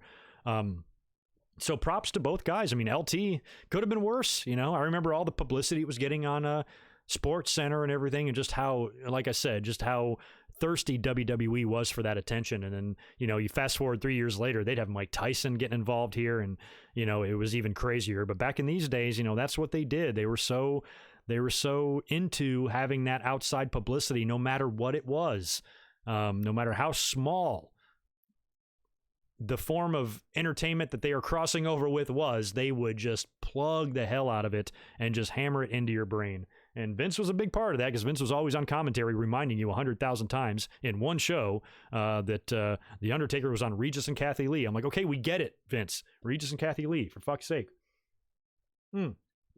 Thank you, Randy. Rock versus Cena. So that's 5. That's got to be it. That's got to be it. Yeah, Rock versus Cena, Hogan, Sid, LT, Bam Bam, Taker, Shawn, Taker, Roman. I can't think of anything else. It's got to be just that. Yeah, I almost forgot. How am I not showing Rock and Cena love? Come on. Got to show them some love. Anyway, I got a pretty good audience. Are you sure that nearly 400 people are in here watching me talk about New Generation era WrestleManias? So anyway, that's kind of a wrap on WrestleMania 11. I think to this day, it ranks as my least favorite, along with maybe WrestleMania 2 and WrestleMania 27. And maybe WrestleMania 9 too. I mean, those are some bad ones, but WrestleMania 11, it's hard to top the suckiness of this one. It was a really bad WrestleMania. WrestleMania 12 would get a lot better, though.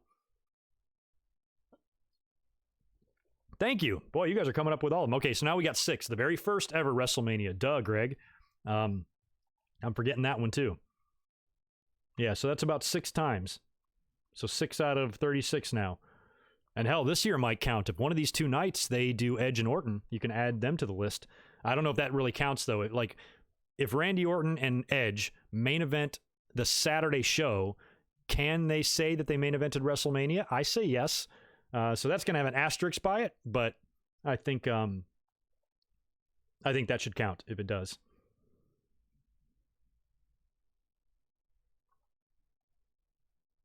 Anytime I see like a lot of emojis, I think it's like spam, but you guys are talking wrestling, so I guess it's all right. I don't know if I have any moderators in here at all. I think it's all up to me. Anyway, let's move on now to WrestleMania 12. Oh, man. Anaheim, California, March 31st, 1996. I remember this one well, man. Things had gotten a lot better from 95, at least in terms of, you know, how this pay-per-view was shaping up and how I was looking forward to it. I was looking much more forward to 12 than I was 11. And things were kind of weird around this time, too, because this was 96, and this was famously right after Scott Hall and Kevin Nash had given their notice. And I remember being aware of it around Royal Rumble time. And I know that Nash and Hall didn't officially give notices until after that. And I know Nash tells the story that he didn't make the final decision until after the February In Your House. But I thought it was happening. I remember in January feeling in my heart those guys were gone. I could hear the rumors. I was noticing how they were being utilized on TV and stuff. And I felt like WWE was starting to make plans without them, especially going with Shawn and Bret clearly at WrestleMania and stuff. It felt like they were kind of forgotten about. Even Razor dropped the belt to Goldust and everything at the Royal Rumble. So I felt like it was happening, and that's what the rumors were. You know, even prior to them officially giving notice, I think everybody knew that they were talking to WCW and they were probably going to go. And that sucked, man. It was a bummer. But, you know, still WWE made the best of the situation here at WrestleMania 12 and put on a pretty good show. Now, one thing off the bat that you'll notice about this WrestleMania that's different from the previous 2 is they finally got rid of the celebrities. No more celebrities. I think WWE realized what a colossal waste of money that was, and they decided to make the wrestlers the stars here. I should have pulled out the magazine. Check out my page, too, my YouTube channel. A couple of playlists down. I've got an entire I don't know, like a montage of my magazine collection, me showing every single one I have. And I remember I have a Pro Wrestling Illustrated from right after WrestleMania 12 where it says the headline is, "The wrestlers are finally the stars," which is awesome because that's the way it needed to be all along. It was a waste of money to do that, you know? Total waste of money. Oh, yeah, here, let me...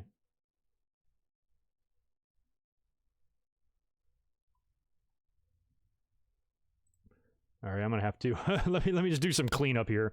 I got some weird things happening in the chat before we get into WrestleMania 12. Let me get rid of some of these spammers. It's funny because they're talking wrestling stuff, but they're clearly like spam channels. Like, who puts "I like sex" in their name? The fuck's wrong with you? Get out of here, y'all.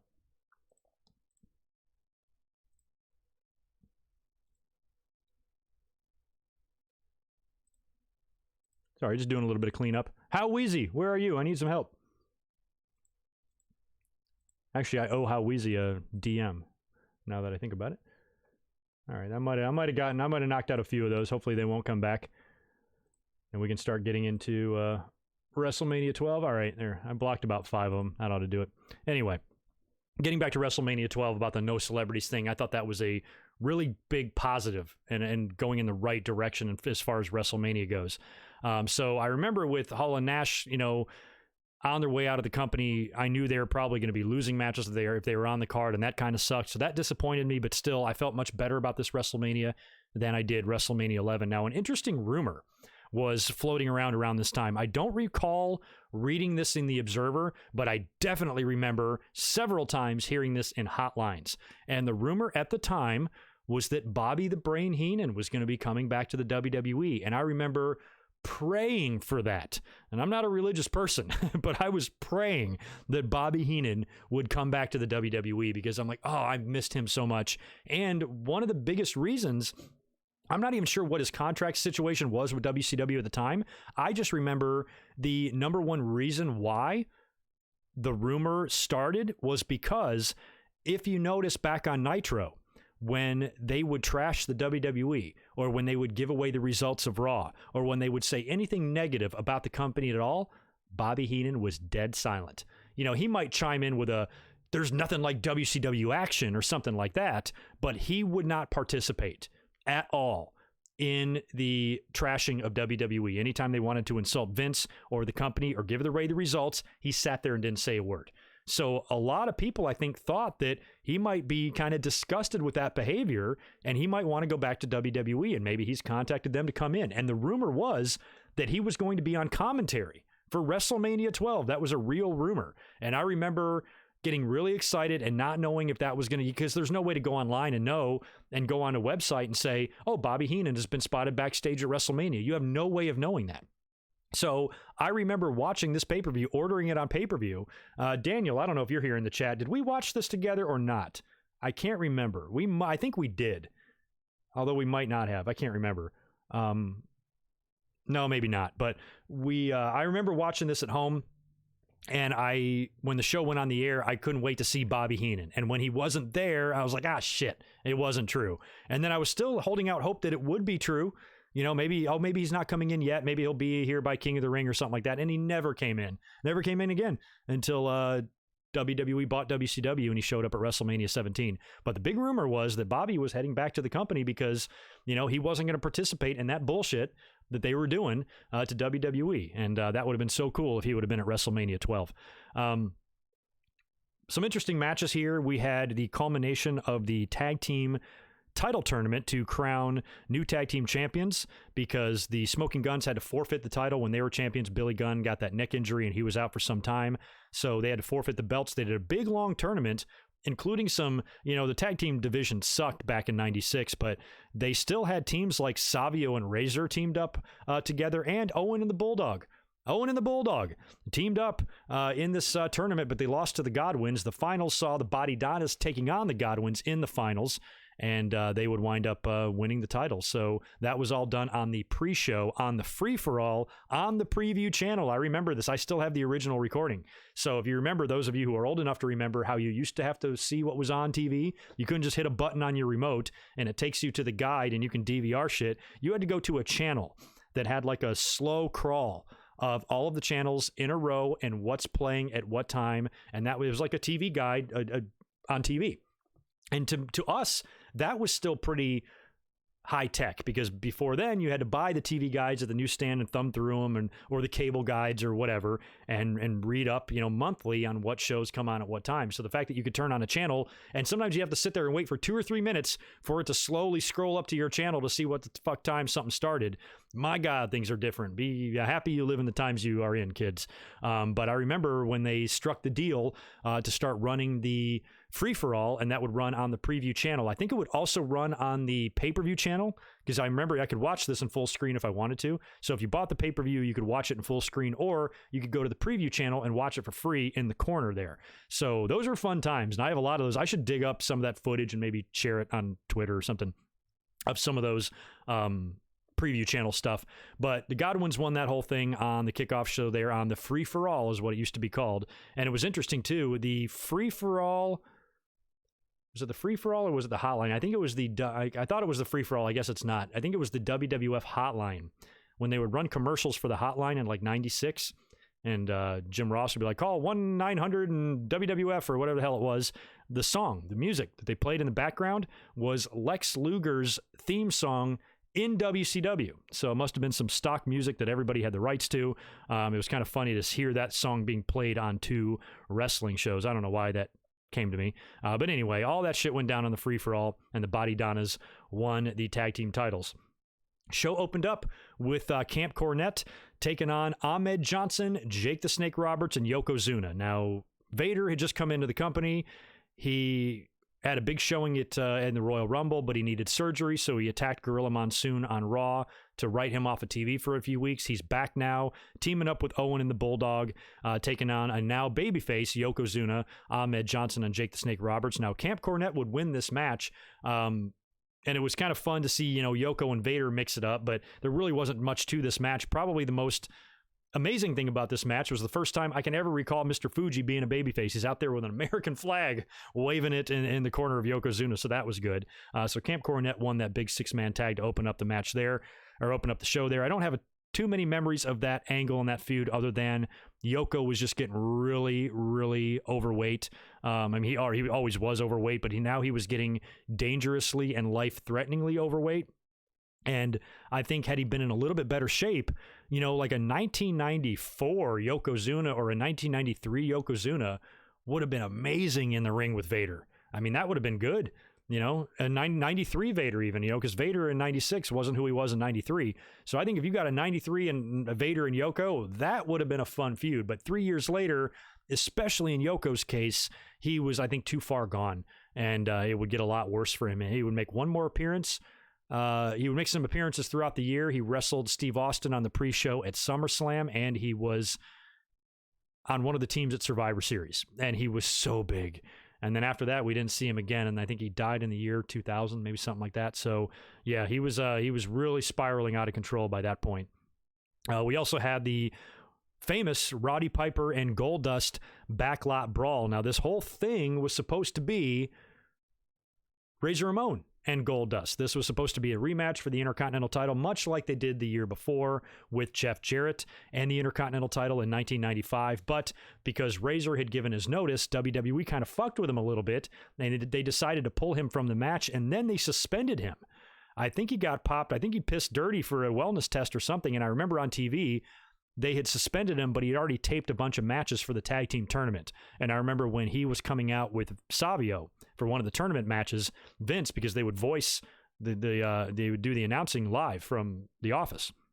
So Vince was on commentary being like, well, despite the 30-day suspension, Razor is honoring his contractually obligated match here, or something like that. So anytime they would do the same thing with Warrior. Anytime somebody was gone, they would always throw it back to, it's a contractually obligated match. As a matter of fact, after WrestleMania 7, famously, very rare match, couple of weeks after that, they did a tour.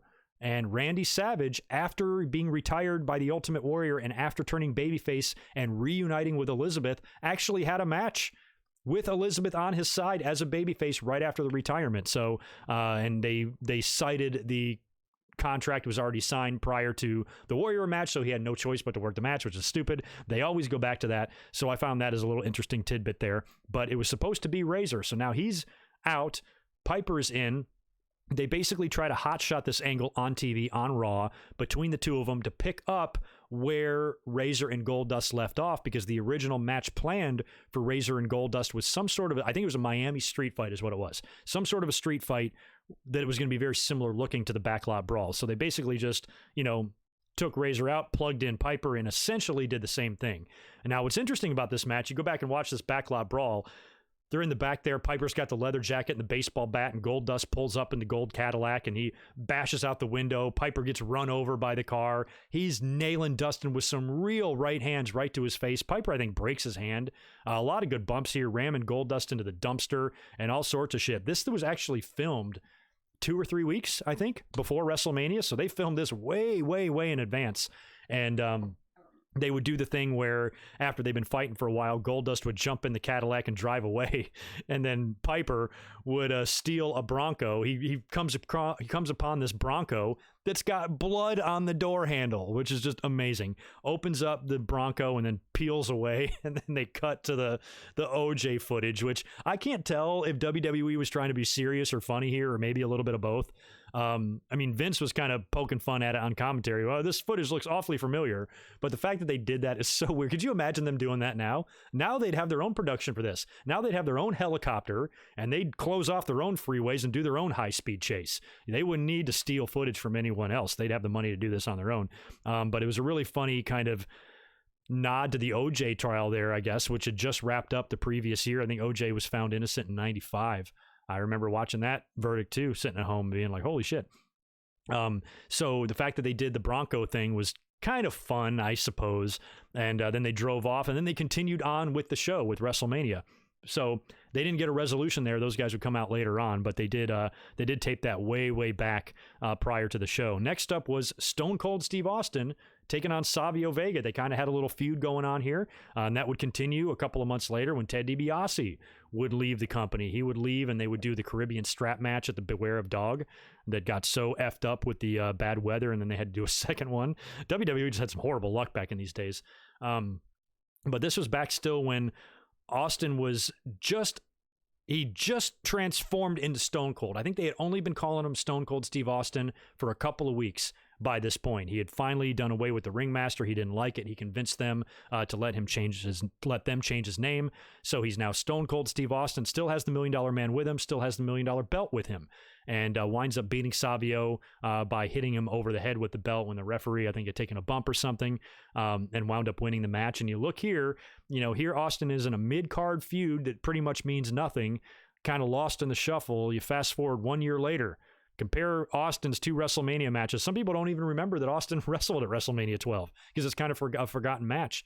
But think about where he is here compared to where he would be the next year and the year after that and the year after that, winning back-to-back WWE titles at WrestleMania. I was there at WrestleMania 15.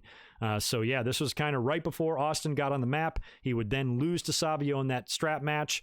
He would kind of reveal on commentary that he lost it on purpose in order to get rid of $1 Million Man, because he would then go off to WCW. And right after that, Austin would win the King of the Ring, cut the promo, the rest is history.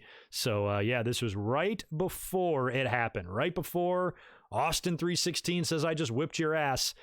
Austin, Ringmaster 316, defeated Savio Vega. So, yeah, really, really early days of Austin there in the WWE, and you could see he was just about to explode, just about to bubble.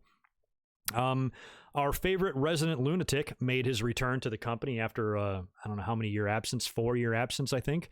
The Ultimate Warrior has come back. WWE got him to re-sign after leaving in like late 92, and he had already had 2 tours with the company by this point.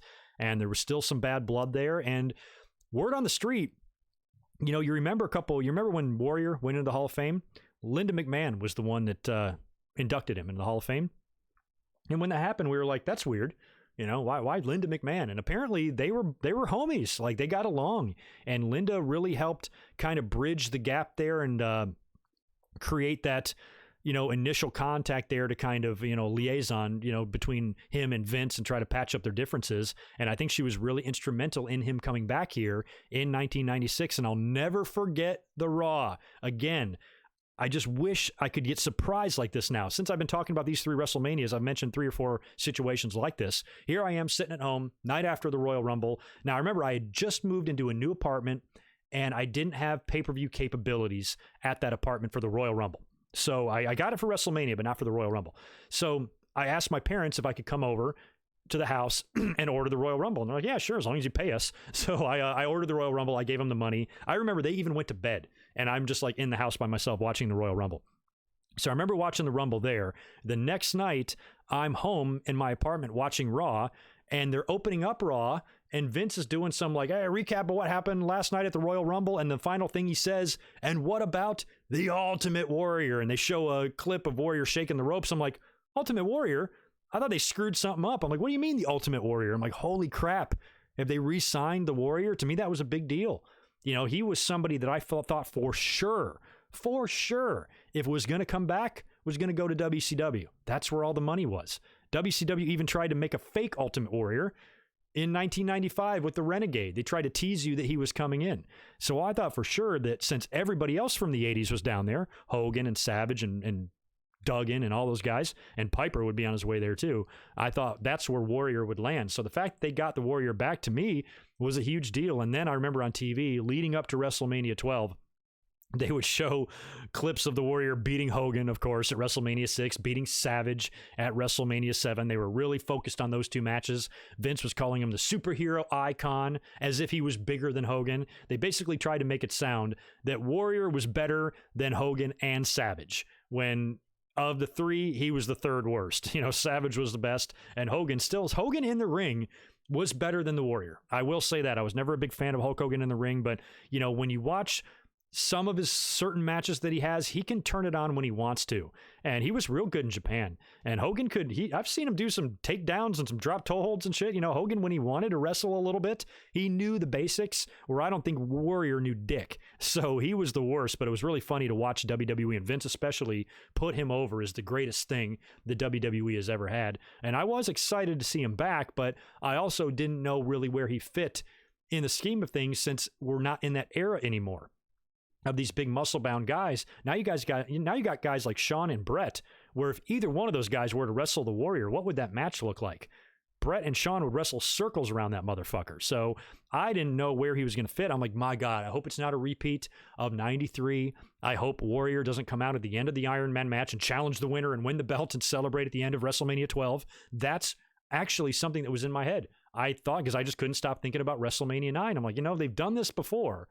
And if you're trying to compete with WCW and their champion is Hulk Hogan, it stands to reason that you would want a champion that's beat them before. So I was really nervous that they were going to put the belt on Warrior right away. And they might have, had he not had the problems that he had, you know, they might have pushed him towards the title. Who knows there? But he's got to take on Hunter Hearst Helmsley, who, much like Austin, hadn't quite made it on the map yet. He was also on the verge of making a big mistake in Madison Square Garden at the curtain call, which would cause him to lose the King of the Ring and be buried even more. But here in this match, he's taking on the Warrior, and it was a complete squash. I was interested to see what the Warrior looked like. I was interested to see him back and hear the music again. But I was also, at that point, kind of moved on from him as a fan, and I was fine either way. I mean, I was intrigued by it, but I wasn't thinking it was going to be a company-saving move, which I thought what Vince maybe thought. I'm losing Hall and Nash. Let's throw some money and get the Warrior back in here, get another big name that the fans remember. But I didn't really think that he was going to be enough. And he didn't. I mean, his run there was shit. He would work with Lawler after that. The stupid segment on Raw where he'd wear the baseball cap and then they would work at King of the Ring.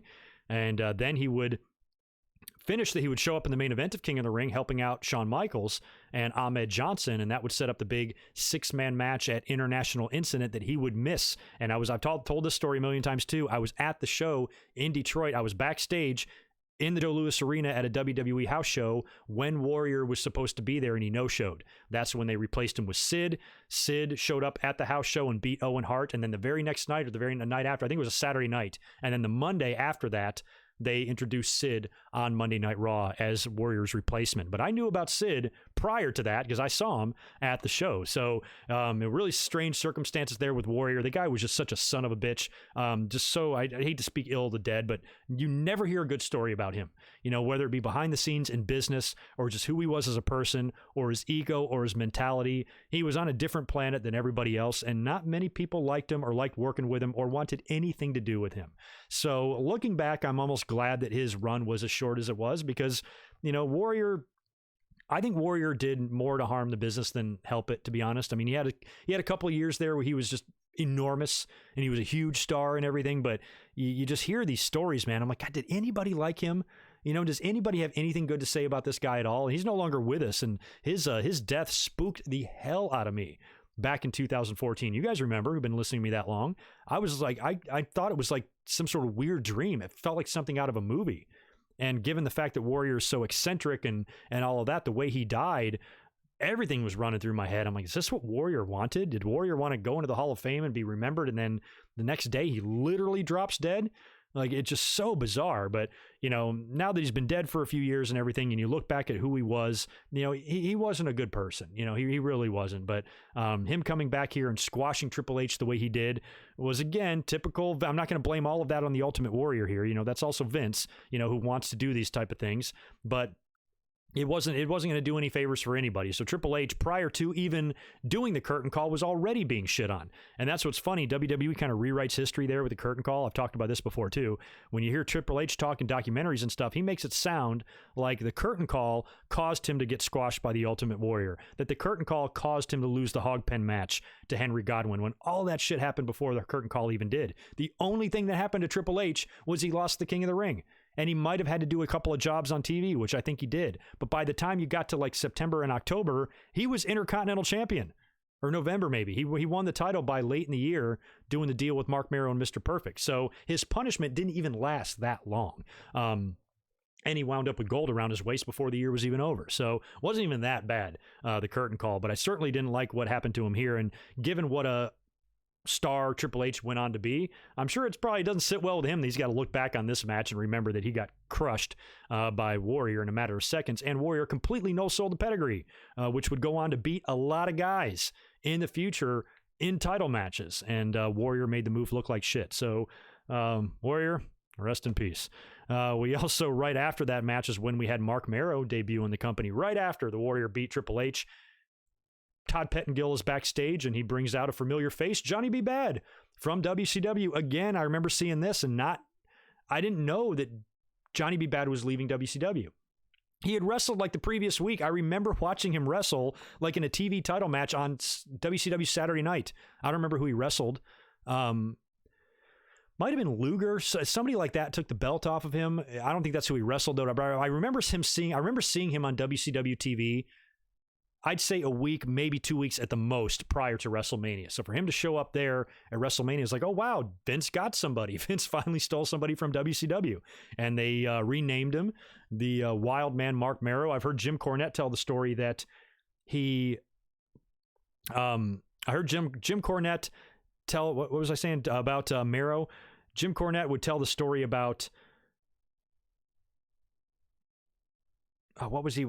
he had some sort of anecdote about this. I forgot what the fuck it was. I think it was about like Vince seeing Johnny B. Bad on WCW and like really liking him or something. Something about Vince not understanding that he couldn't bring Johnny B. Bad in. Johnny B. Bad was intellectual property owned by WCW, and for some reason Vince had a hard time understanding that. So they brought him in, and then he was like Mark Marrow instead. And because Vince was seeing so many of his guys leave, like Hall and Nash, because they're getting guaranteed contracts, and that's kind of the future, I want to say Marrow was the first guy he ever offered guaranteed money to. And Marrow was making a lot of money, and it was the source of a lot of anger for other wrestlers like a Steve Austin, who's making, can you imagine that? There was a time in WWE where Steve Austin, Stone Cold Steve Austin, was making less money, a lot less money than Mark Marrow. And I remember being open to Mark Marrow's push. I remember being open to him coming in because when they brought in Sable with him, I almost thought he could be like, the two of them could be like a modern day or a newer version of Randy Savage and Elizabeth. And I'm jumping way ahead here, but if you like fast forward a few months later, after the Wild Man and Sable had stopped wearing the leather, like the black leather, and then Mero was going more of a Johnny B. Bad look, and he had like the big long robe, and Sable was dressing in evening gowns. That's kind of when I was like, I kind of feel like a Savage and Liz thing with the two of them. And I thought that's what the direction that WWE was going in. But when he first came in, he was the Wild Man, Mark Mero, and he just wore like kind of black, and Hunter had Sable escort him to the ring against the Ultimate Warrior. So apparently the story goes, in the meeting with Mero and Vince when he was coming into the company, he brought Sable with him, and Vince fell in love with her and wanted to bring her in too. And so they did the thing where she was with Triple H, and then he treated her like shit. The two of them stumble into Mark Mero and Todd Pettingill's interview backstage, and he's blaming Sable, and then he gets in Mark Mero's face, and the two start fighting and brawling, and that was going to be your first feud right there. And throughout all the house shows, and I saw a couple of these house shows in person, Mark Mero was beating Triple H on every single one of those, and he would wind up stealing Sable away from Triple H, and the two of them would be a couple on TV. But I remember that was a new era was being ushered in around this time. If you notice, in 96, it's one thing I always thought was so interesting around this time, is that the two companies swapped a lot of talent, because you had like Hall and Nash and guys like that, and Mr. Perfect and others jumping over, and Piper jumping over to WCW in 96, but you had guys like Dustin Rhodes, Goldust, Mankind, Mick Foley would debut the night after this show on Raw by attacking The Undertaker. You had Brian Pillman coming in about a month after that. You had Stone Cold Steve Austin there. You had Johnny B. Bad there. So you had a lot of like WCW guys, former WCW guys, now making up the WWE roster. And you had a lot of former WWF guys making up the WCW roster. So they really did a swap there in 96, and there was an awful lot of familiar faces from WCW in the WWE. Even with the Godwins, Tex Slazenger and Mark Canterbury did some work in WCW. There was a lot of just WCW talent in the mix there in the company around this time. So strange situation there with Mark Mero and the way all that worked out for him, and he would wind up getting injured, and then he'd be the boxer, and then Sable would become a much bigger star than him, and the rest is history there. Mark Mero's a pretty good guy, though. Apparently, he's some sort of like a religious or motivational speaker or something like that. So he seems like he's definitely a wrestler who later on in his life did not have the demons and did not have the problems. You never heard about bad stories about Mark Mero ever. So, props for him for keeping his head on straight. And I met him. He was one of the first ones I met backstage, him and Sable. I should pull up that picture, but I look like such a doofus in it. But Mark Mero and Sable met me backstage at that Detroit show, and I think I met Savio Vega and a few other people as well. But he was super nice, super cool. And Daniel was with me when I ran into Mark Mero like a year later outside of the Greensboro Coliseum, and we saw him and Shamrock and Sable in a barbecue restaurant. And Mero not only remembered me and remembered my name, he remembered my dad's name. So very cool of Mark Mero to remember all of that from, literally like almost 2 years prior. Next up, we had The Undertaker taking on Diesel.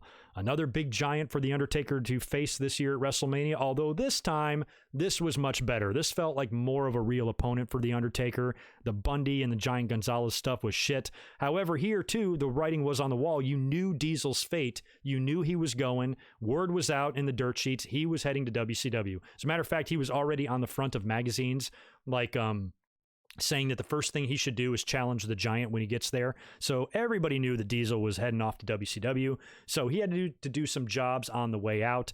And him and Diesel had gotten started way back in like December. That's how the whole thing started at In Your House.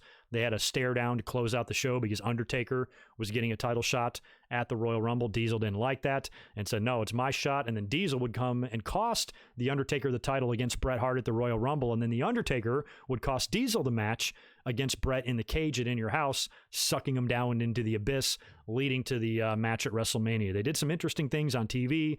Undertaker brought out a casket during one of Diesel's matches, and Diesel opens it, and I don't know how they did a little camera trick there, and they've zoomed in on it. It's like a Diesel lookalike in there, and he basically sees himself in the coffin and shuts the lid and everything. So it's typical stuff that Undertaker opponents have to deal with. They have to deal with being scared, because they're always being fucked with by the Undertaker in these mind games and shit. So now we get to the match, and I gotta say, I like this match. For two 7-footers like this, Undertaker, we know what he can do. He can move in the ring. Diesel is not nearly as mobile or athletic as The Undertaker and can't do half of the things in the ring that The Undertaker can do, but I still think that they worked really well together.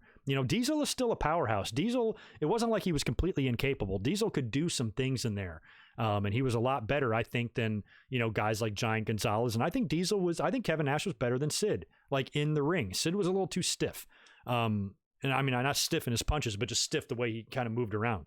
And Diesel, I think, had a little bit more going on there, and he was a little bit better and could handle some of these matches. Because the proof of that is here. I'll have to ask you guys your opinion on this, but would you agree with me that Diesel and Undertaker at 12 was better than Sid and Undertaker at 13? I mean, I know a belt was on the line at 13, but I think this match at WrestleMania 12 was better. And Diesel, despite the fact that he's leaving the company, gave Taker a run for his money. It was a long match, too. For two big guys like this, I want to say it went about 20 minutes. And it was hard-hitting and brutal, and Taker even got hit with a couple of jackknives before, recovering and eventually nailing Diesel with the tombstone and pinning him. And essentially, he got the first kick in the ass to get Diesel out the door, and Shawn would finish the job the next month at In Your House. And one of my favorite In Your House matches ever was Diesel and Shawn Michaels. If you guys have never seen that match, go take a look at it. Good Friends, Better Enemies, April of '96. It was Diesel's last pay-per-view match. It was Scott Hall's last pay-per-view match, as he would lose to Vader. But the match with Taker and Shawn was so good. And at that time, table bumps really weren't a common thing. As a matter of fact, at the Survivor Series in '95, when Bret took that bump, that's pretty much the first table bump I ever saw in WWE. They've been doing it to death in WCW by that point, but WWE, that was still a new thing. So this is only a few months later, and Diesel actually jackknifes Shawn Michaels through the announce table, and the great visual of the monitors flying up in the air. Mad Dog Vachon, legendary AWA wrestler that I grew up with memories of watching on TV. He is out there at ringside with a prosthetic leg, and Diesel takes it off. And I think they're in Oklahoma or Omaha or something like that for this match. Takes off his prosthetic leg and beats Shawn Michaels with it. It's a crazy match. It's a crazy match for 1996. And it was Diesel, his last big TV match and big pay-per-view match to job to the champ out the door, because a year before he was beating Shawn. So you knew Shawn was going to have to beat him and send him away. So, that was really good too. But the Taker and Diesel match pleasantly surprised me. I did not think I liked it, or I was going to like it as much as I did, but I thought the two did really well. I thought it was a really good match for two 7-footers. And that's not something that we see very often. Two 7-foot guys in the ring. A couple of years later, they would do this with Taker and Kane, but Kane was not as tall as Diesel. So, and that's one too. I think maybe Taker and Kane was better than all three of those that I mentioned earlier. Taker Diesel, Taker Sid, Taker Kane. He worked with three giants in a row there. I'd probably rank the Kane match as number 1, Diesel number 2, Sid number 3. Let me know if you agree or disagree with that there. And before we get to the main event and the final match that I'm going to talk about in this very long podcast now that has been going over 2 hours. Holy shit. Let me just cruise back over here to the chat and see if there's anything I need to mention. There's How Weezy. Good to see you, man. Thanks for being here and saving the day.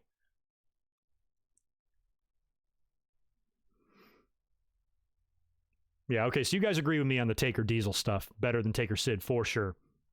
But what about Taker Kane? Would you say that Taker Kane was better than Taker Diesel? I think I would. Maybe if I'm rating it by points, I'd give it like a point more, 1.5 more, something like that. Oh yeah, Midwest Goon. I watched that match. I watched the Harley Race table bump. That sent him out of wrestling. That got him injured. He was no longer the king after that. That was a Saturday Night's Main Event match with Hogan. But that wasn't like your typical table bump. That was something weird. It was still a table bump. It does count. So you're right, Midwest Goon. But let me see if I can even remember the date on that. That would have been early '88. Oh, I know when it was. I actually know exactly when it was. That match was right after Hogan dropped the belt to Andre. And I'm pretty sure it was prior to WrestleMania 4. Yeah, pretty sure that was prior to WrestleMania 4. That was in between the main event on NBC that drew that huge number and WrestleMania 4. Hogan had lost the belt. Hogan was mad. And it was his first match not being champ, and he was going to go out there and take it out on Harley Race.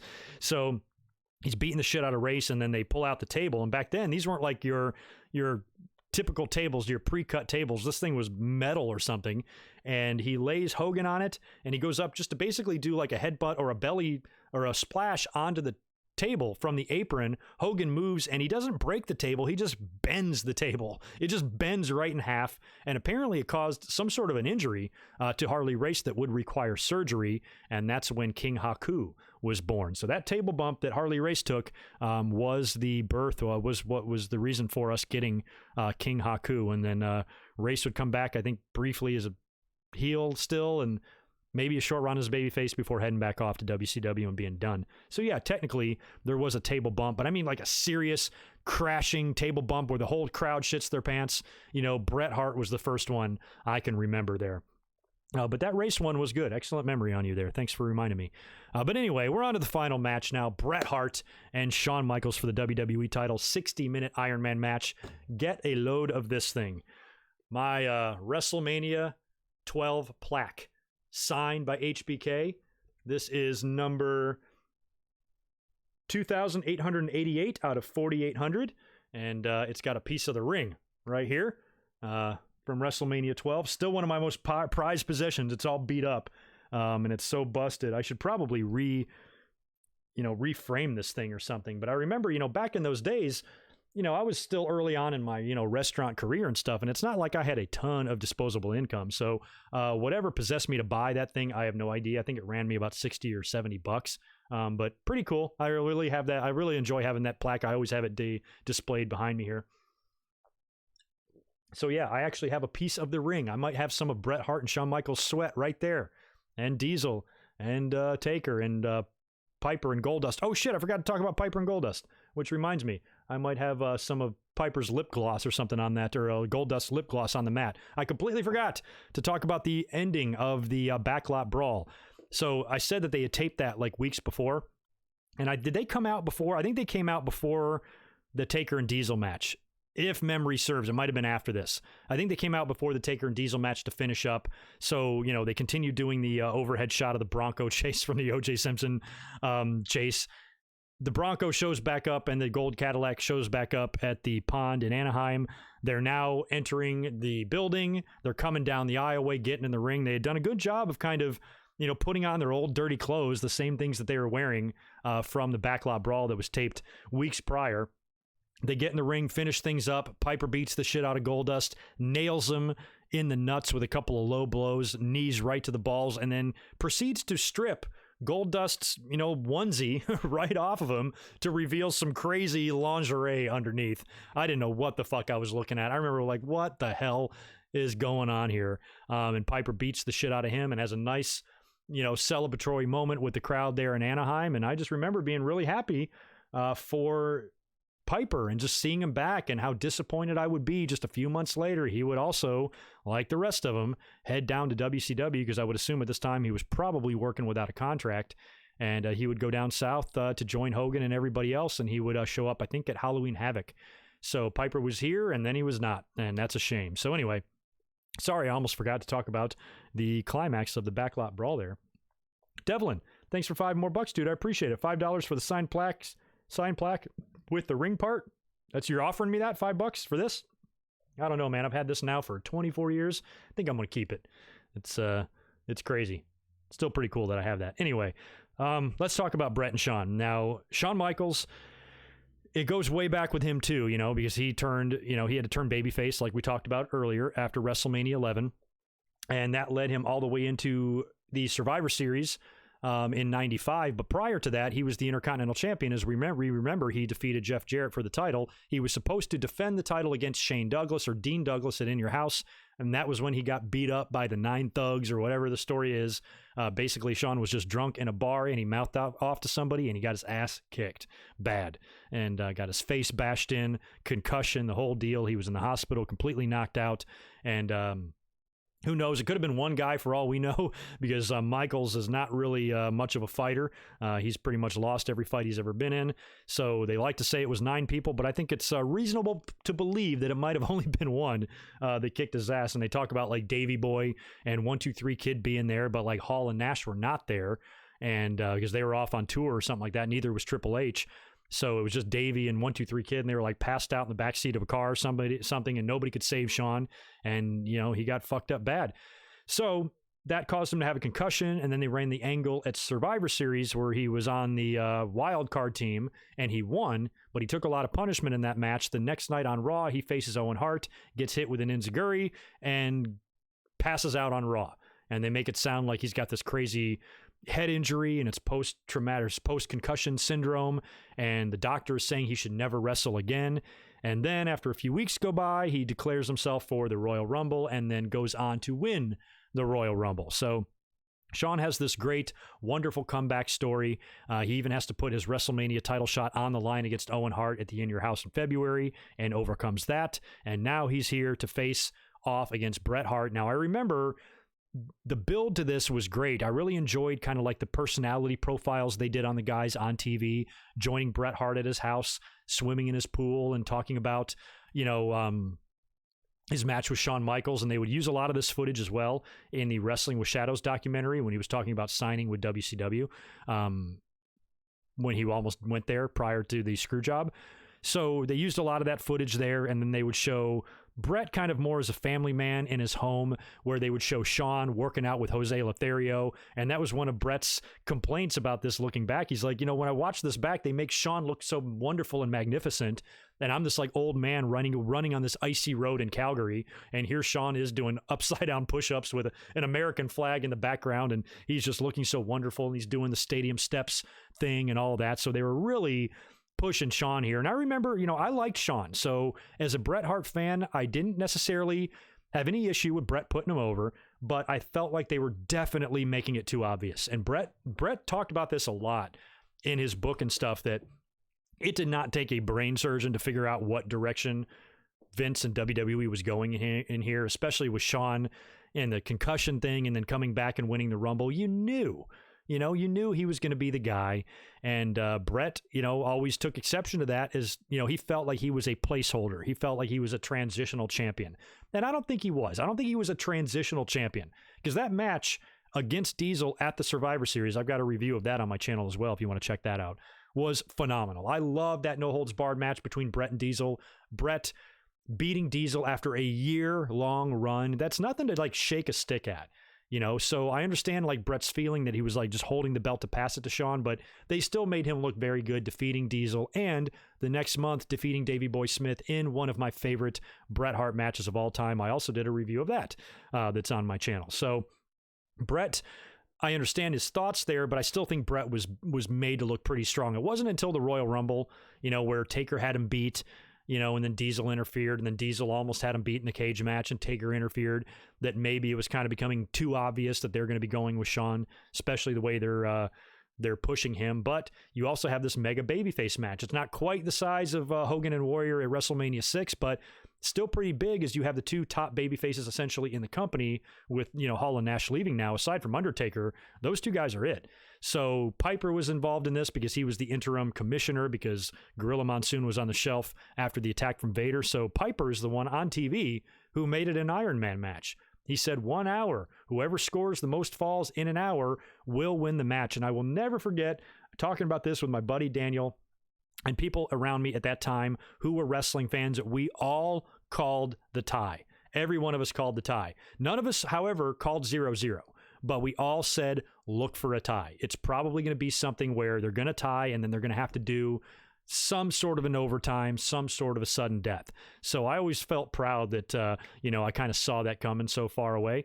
But the cool thing about this match is that it was just a display of two pros. And in wrestling, when you look at the other side in WCW, what they had going on there, on the main event level, I felt like in the undercard, WCW was blowing WWE out of the water. With the cruiserweight matches, you had Eddie and Benoit and Jericho and guys like that were all in the company just tearing it up on the undercard. But the main event, I thought, was more WWE, because in WCW, it was Luger and Hogan and Savage and the Giant and Flair. And I thought WWE's main events blew WCW's main events out of the water. But WCW overall still had a better roster. So I was happy just as a wrestling fan to see this confrontation between these two guys, knowing what they can both do in there and knowing their history. Bret Hart and Shawn Michaels have had some wars. You know, here, this whole thing is based on respect. Even in the promo and the segment on Raw with Piper, they shaked hands and sucked each other's dicks on comment or on in the promo. Shawn, you're the greatest wrestler ever, Bret. I have so much respect for you.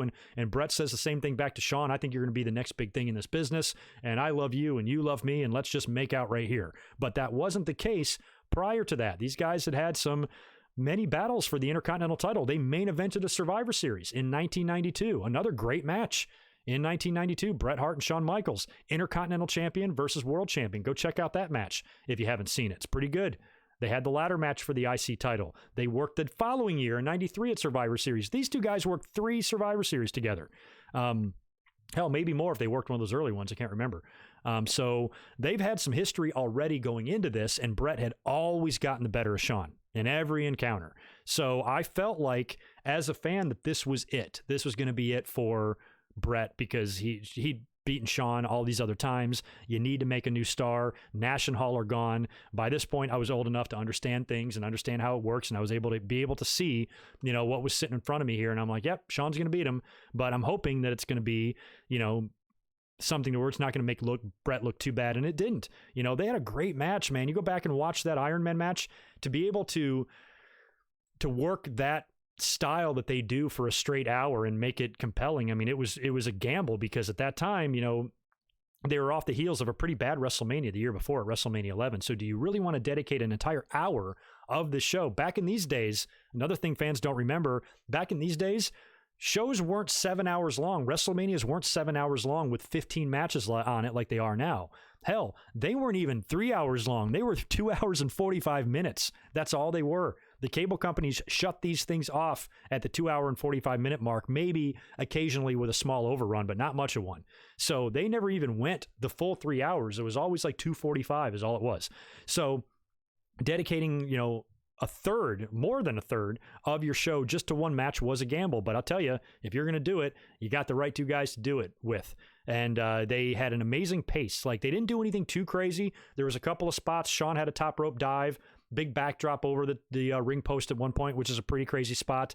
You know, some outside dives, a lot of submissions, a lot of chain wrestling and stuff, but nothing like too overwhelming. They kept it a really good pace, and they kept your attention because the score was 0-0. And as you got like halfway through the match, that's when Lawler and Vince are like, hey, we haven't had a finish yet, or we haven't had a fall yet. And then you get closer and closer. Then you get down to 15 minutes. And I was like, that's when I was convinced. I'm like, well, my prediction is true. We're going to get a tie. And as a matter of fact, we're not only going to get a tie, we're going to get nothing.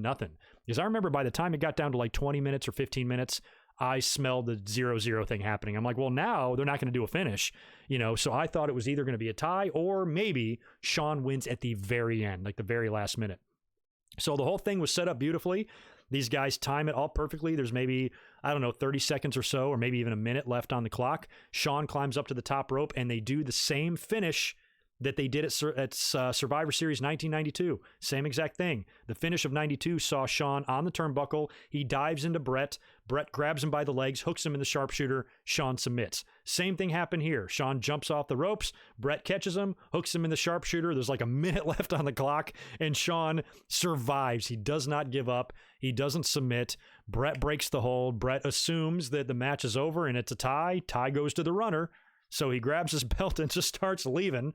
And that's when Gorilla Monsoon, who at this very show, he had reassumed his role as the commissioner, or the president, I should say, in WWE. And he calls for Bret to come back, and he's ordered that this match is now going to go to sudden death. And they wrestled another, minute and a half or whatever. And as soon as Bret finally makes peace with this, that he's going to have to continue the match, he doesn't seem happy about it, but finally he's like, okay, fine, ring the bell. And he continues the attack on Shawn Michaels, and that's when Shawn nails him with the super kick. But Shawn's been beaten up so bad, Bret gets hit with the super kick and actually beats Shawn Michaels back up to his feet, but only to just eat another one from Shawn, who now regains control to his feet as well, hits Bret flush on the face with a hard one, and knocks him out with another super kick. Jumps on him for the cover. 1, 2, 3. Shawn does the whole boyhood dream celebration, and it was a wonderful moment for Shawn. After the match was interesting too, because Bret has always talked about in his book and various interviews that they wanted to keep the work going here. They wanted not only fans, but they wanted boys in the back to think that there was some sort of heat between the two, because at this point, it hadn't quite gotten there yet. Maybe there's a couple of things. I think Bret even said, he goes, maybe we weren't as close of friends as we used to be, but we definitely didn't hate each other. And we still respected each other and still got along. And Bret had no issue whatsoever putting Shawn over. So Bret kind of like storms out and leaves. He even tells a story that Shawn, and I'm not even sure if I believe this. You go back and watch the replay of this, and it does look like Shawn says this. Bret insists that Shawn told Earl to tell Bret to get the fuck out of the ring. And when you watch that part, when you see Shawn talking, it does look like he's saying that. It looks like he's like, tell him to get the fuck out of here. I don't even know necessarily if Shawn meant that in a bad way. I don't think he did. I think he just I think they agreed to not do the handshake, and Bret was going to storm off, and then Shawn was going to celebrate. And, that's what Vince wanted. But, part of me, because I'm a sap, part of me wanted what we saw at WrestleMania 6. I think as a fan, somebody that loved both guys, and I'm probably too nice for my own good, too. I think it's always better to have tension, and I think Vince saw that. But I think it would have been nice for Bret to lose and for him to go outside the ring and grab the belt from Finkel, bring it in the ring, and present it to Shawn and congratulate him and hug him and the whole deal. And you can still do the rematch. That's the thing. It doesn't mean that you can't have the bad blood between Shawn and Bret. I think you should have done the show of respect here, and then maybe while Bret was off, you start hearing him in those interviews, taking little shots at Shawn here or there. And then Shawn on TV can be like, what the fuck? I thought we were friends, and, this and that or whatever. And you could have still developed the bad blood between them. I think as a fan, I might have preferred to see Bret kind of hand him the belt. I thought that would have been nice. But instead, Bret storms off, doesn't even change, just gets his bag and just gets right in a rental car in his gear and drives away all pissed off. And he wouldn't come back until October. And by then, the bad blood had started between him and Shawn. So it was kind of an interesting situation there. As a Bret Hart fan, I was kind of bummed to see him go, because essentially after WrestleMania 12, you lost Hall, Nash, and Bret. You lost Diesel, Razor, and Bret. 3 of your top 5 wrestlers, top 5 in the company at that time: Shawn, Taker, Bret, Diesel, Razor. 3 of those guys are gone. 75% of their top stars are gone. And that was freaky. So I think that's why they brought in Warrior and shit like that. So Shawn was basically a champion without challengers all throughout 96. He worked with Bulldog, worked with Vader, but he didn't have a whole lot to, really do there. And then they would create Sid as an opponent for him, and Sid would take the belt off of him. So this was all kind of the beginning here. Shawn tells the story that he really wasn't in a good place in his life. I remember in one interview, he said that this should have been a great moment for him, but, he didn't treat it as one, and he kind of took it for granted, and he wasn't very happy. Even though he was champion, he kind of had an attitude. He had a bad attitude, chip on his shoulder. He was rubbing everybody the wrong way, and he was just not in a good place in his life, which sucks, because if you're going to win the WWE title in the main event of WrestleMania, that should be something that you should remember forever. It was a memorable night. Shawn coming in, remember his entrance? Holy crap, I forgot to mention that. Coming down in that zip line all the way to the ring is an amazing visual. The way that camera catches him going down, and the flash bulbs going off, that's great shit, man. This is a great night in Shawn's career, and I wish he would have enjoyed it and appreciated it a little bit more. You know what I mean? So anyway, that's about all the matches I have there for all 3 of those shows. Let me knock out a super chat and block a couple more people. Well, at least these are just spammers and they're not like weirdos. Look at these pathetic people coming all up in here. I know I got a super chat to answer up here as well. Who did I get that from? Ghost XX 1995, appropriate year there on your name. Thank you for the $10. You didn't leave a comment, but I'm glad you were here to listen, and thank you very much for your support. And 1995. Look at these. All right, let me block a few more of these before I get out of here. Ay. Guess that's what happens when you get too many people in the chat. Yeah, we had a solid 400 people in here the whole time, so that's kind of cool. So anyway, any other comments you guys want to add about these shows? Feel free to hit me with them here in the chat. I'll hang around for a couple of more minutes and answer some questions, and then I'm going to get up on out of here because I have been streaming for 2.5 hours. Holy shit. I thought this was going to be an hour long. I even said that yesterday. I'm like, oh, this is going to be like an hour long. Holy crap, what is going on here with all these? How easy, help me. All right, I'm trying to just clean up the chat here a little bit because we've got all sorts of, what does this one say? Porn? Christ. There's some serious bot channels here that have taken over.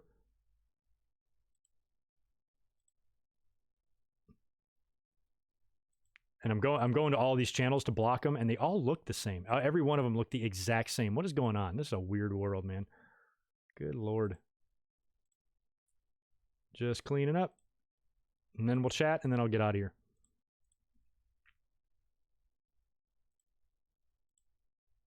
The fuck? How are all these channels the same?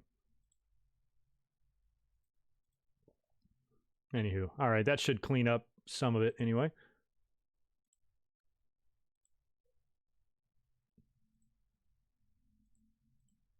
Ay, ay, ay.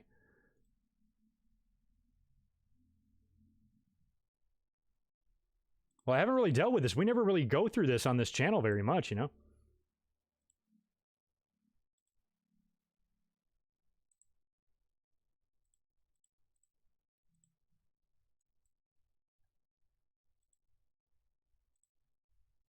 Well, I might get out of here because I don't want to deal with these bots forever. But at least I got all my words in. At least we talked about what we needed to talk about. I should do a video about WrestleMania 13 and 14. I'd be into that. I'd be into that. I mean, I've talked about WrestleManias like exhaustingly over the years, so I mean, there's so much to get into. I should talk about some of those, though.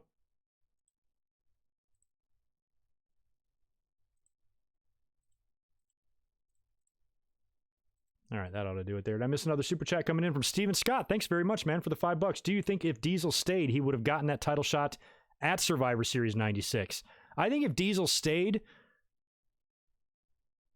well, maybe. He already got the title shot right away, though, against Shawn. They did the breakup, because at that time of WrestleMania, Shawn and Diesel, or right before WrestleMania, Shawn and Diesel were still homies on TV.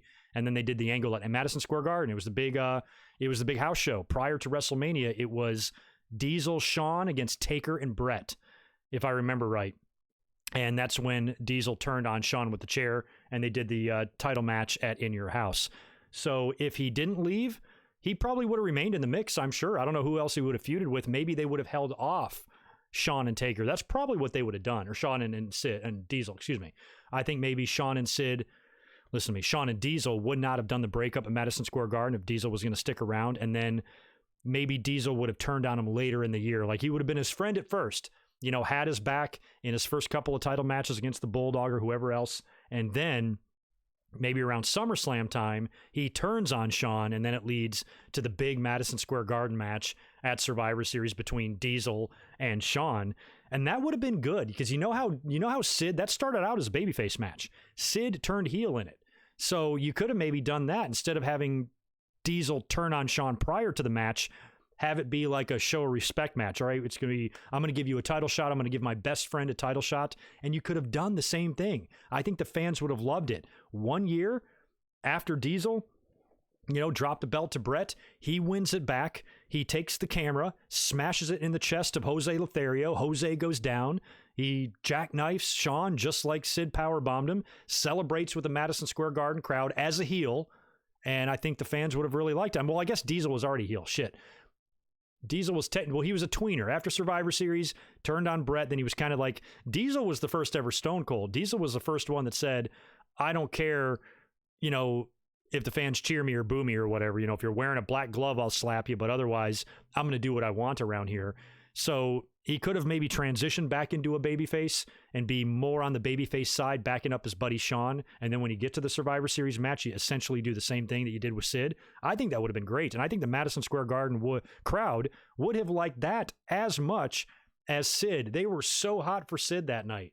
And Sid's awesome. I mean, I like Sid too, but I think the crowd might have even liked it better had it been Diesel. I don't know, you know. I also think the MSG crowd, though, was thirsting for someone new. So, you know, that might have been why they were so attracted to Sid, and Diesel had been around for a while. They might not have been wanting to see that, but it would have been cool because that would have marked two.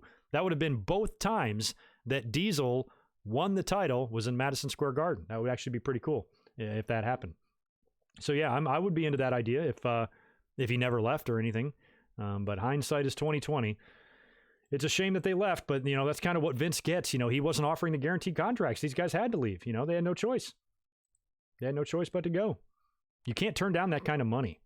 You know, when they're offering you like 3 times more, than what you're making, why would you not go? You know what I mean? So that would have been interesting. That could be some really fun fantasy booking. I actually like doing that because I've done that a lot, like in Q&As and stuff. Like, what would you have done if so-and-so never left the company? Or what would you have done if this person stuck around? Or if WWE signed this person? All the matches you can have. And Diesel not leaving for WCW would have created some interesting storyline ideas, especially for Shawn, because you could have held off instead of the Good Friends, Better Enemies match, which I really wouldn't want to give up. I love that match, but you could have held off on it, You could have done it way later, and you could have still had the two, be together and then kind of refeud again. But instead of Shawn being a heel, Diesel being a face, Shawn will be a face, Diesel be a heel. I think it could have been fun for sure. I'd be into that.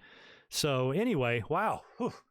Thank you. I am really glad that I didn't record this because it would have taken me a lot of work to edit this fucking thing if I would have recorded this ahead of time, because we sure did cover a lot of ground today, but it was fun. This is something that I've wanted to do. I've had this planned ever since before the coronavirus hit, as I wanted to do WrestleMania related videos, and I thought doing a fun live stream talking about a particular era in wrestling would be fun. And when you look back to what we discussed here tonight, WrestleMania 10, how things changed and how the landscape changed from 10 to 11, now to 12. All the way back at WrestleMania 12, back at WrestleMania 10, Diesel had just gotten there. Fast forward to WrestleMania 12, and Diesel's gone.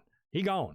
So a lot changes, from year to year back then. And since my memories of those times are so deep, I remember a lot of those tiny little details about like what the temperature of the water was, with the wrestling fans and what we were all thinking and what I was thinking and how I was perceiving it at the time.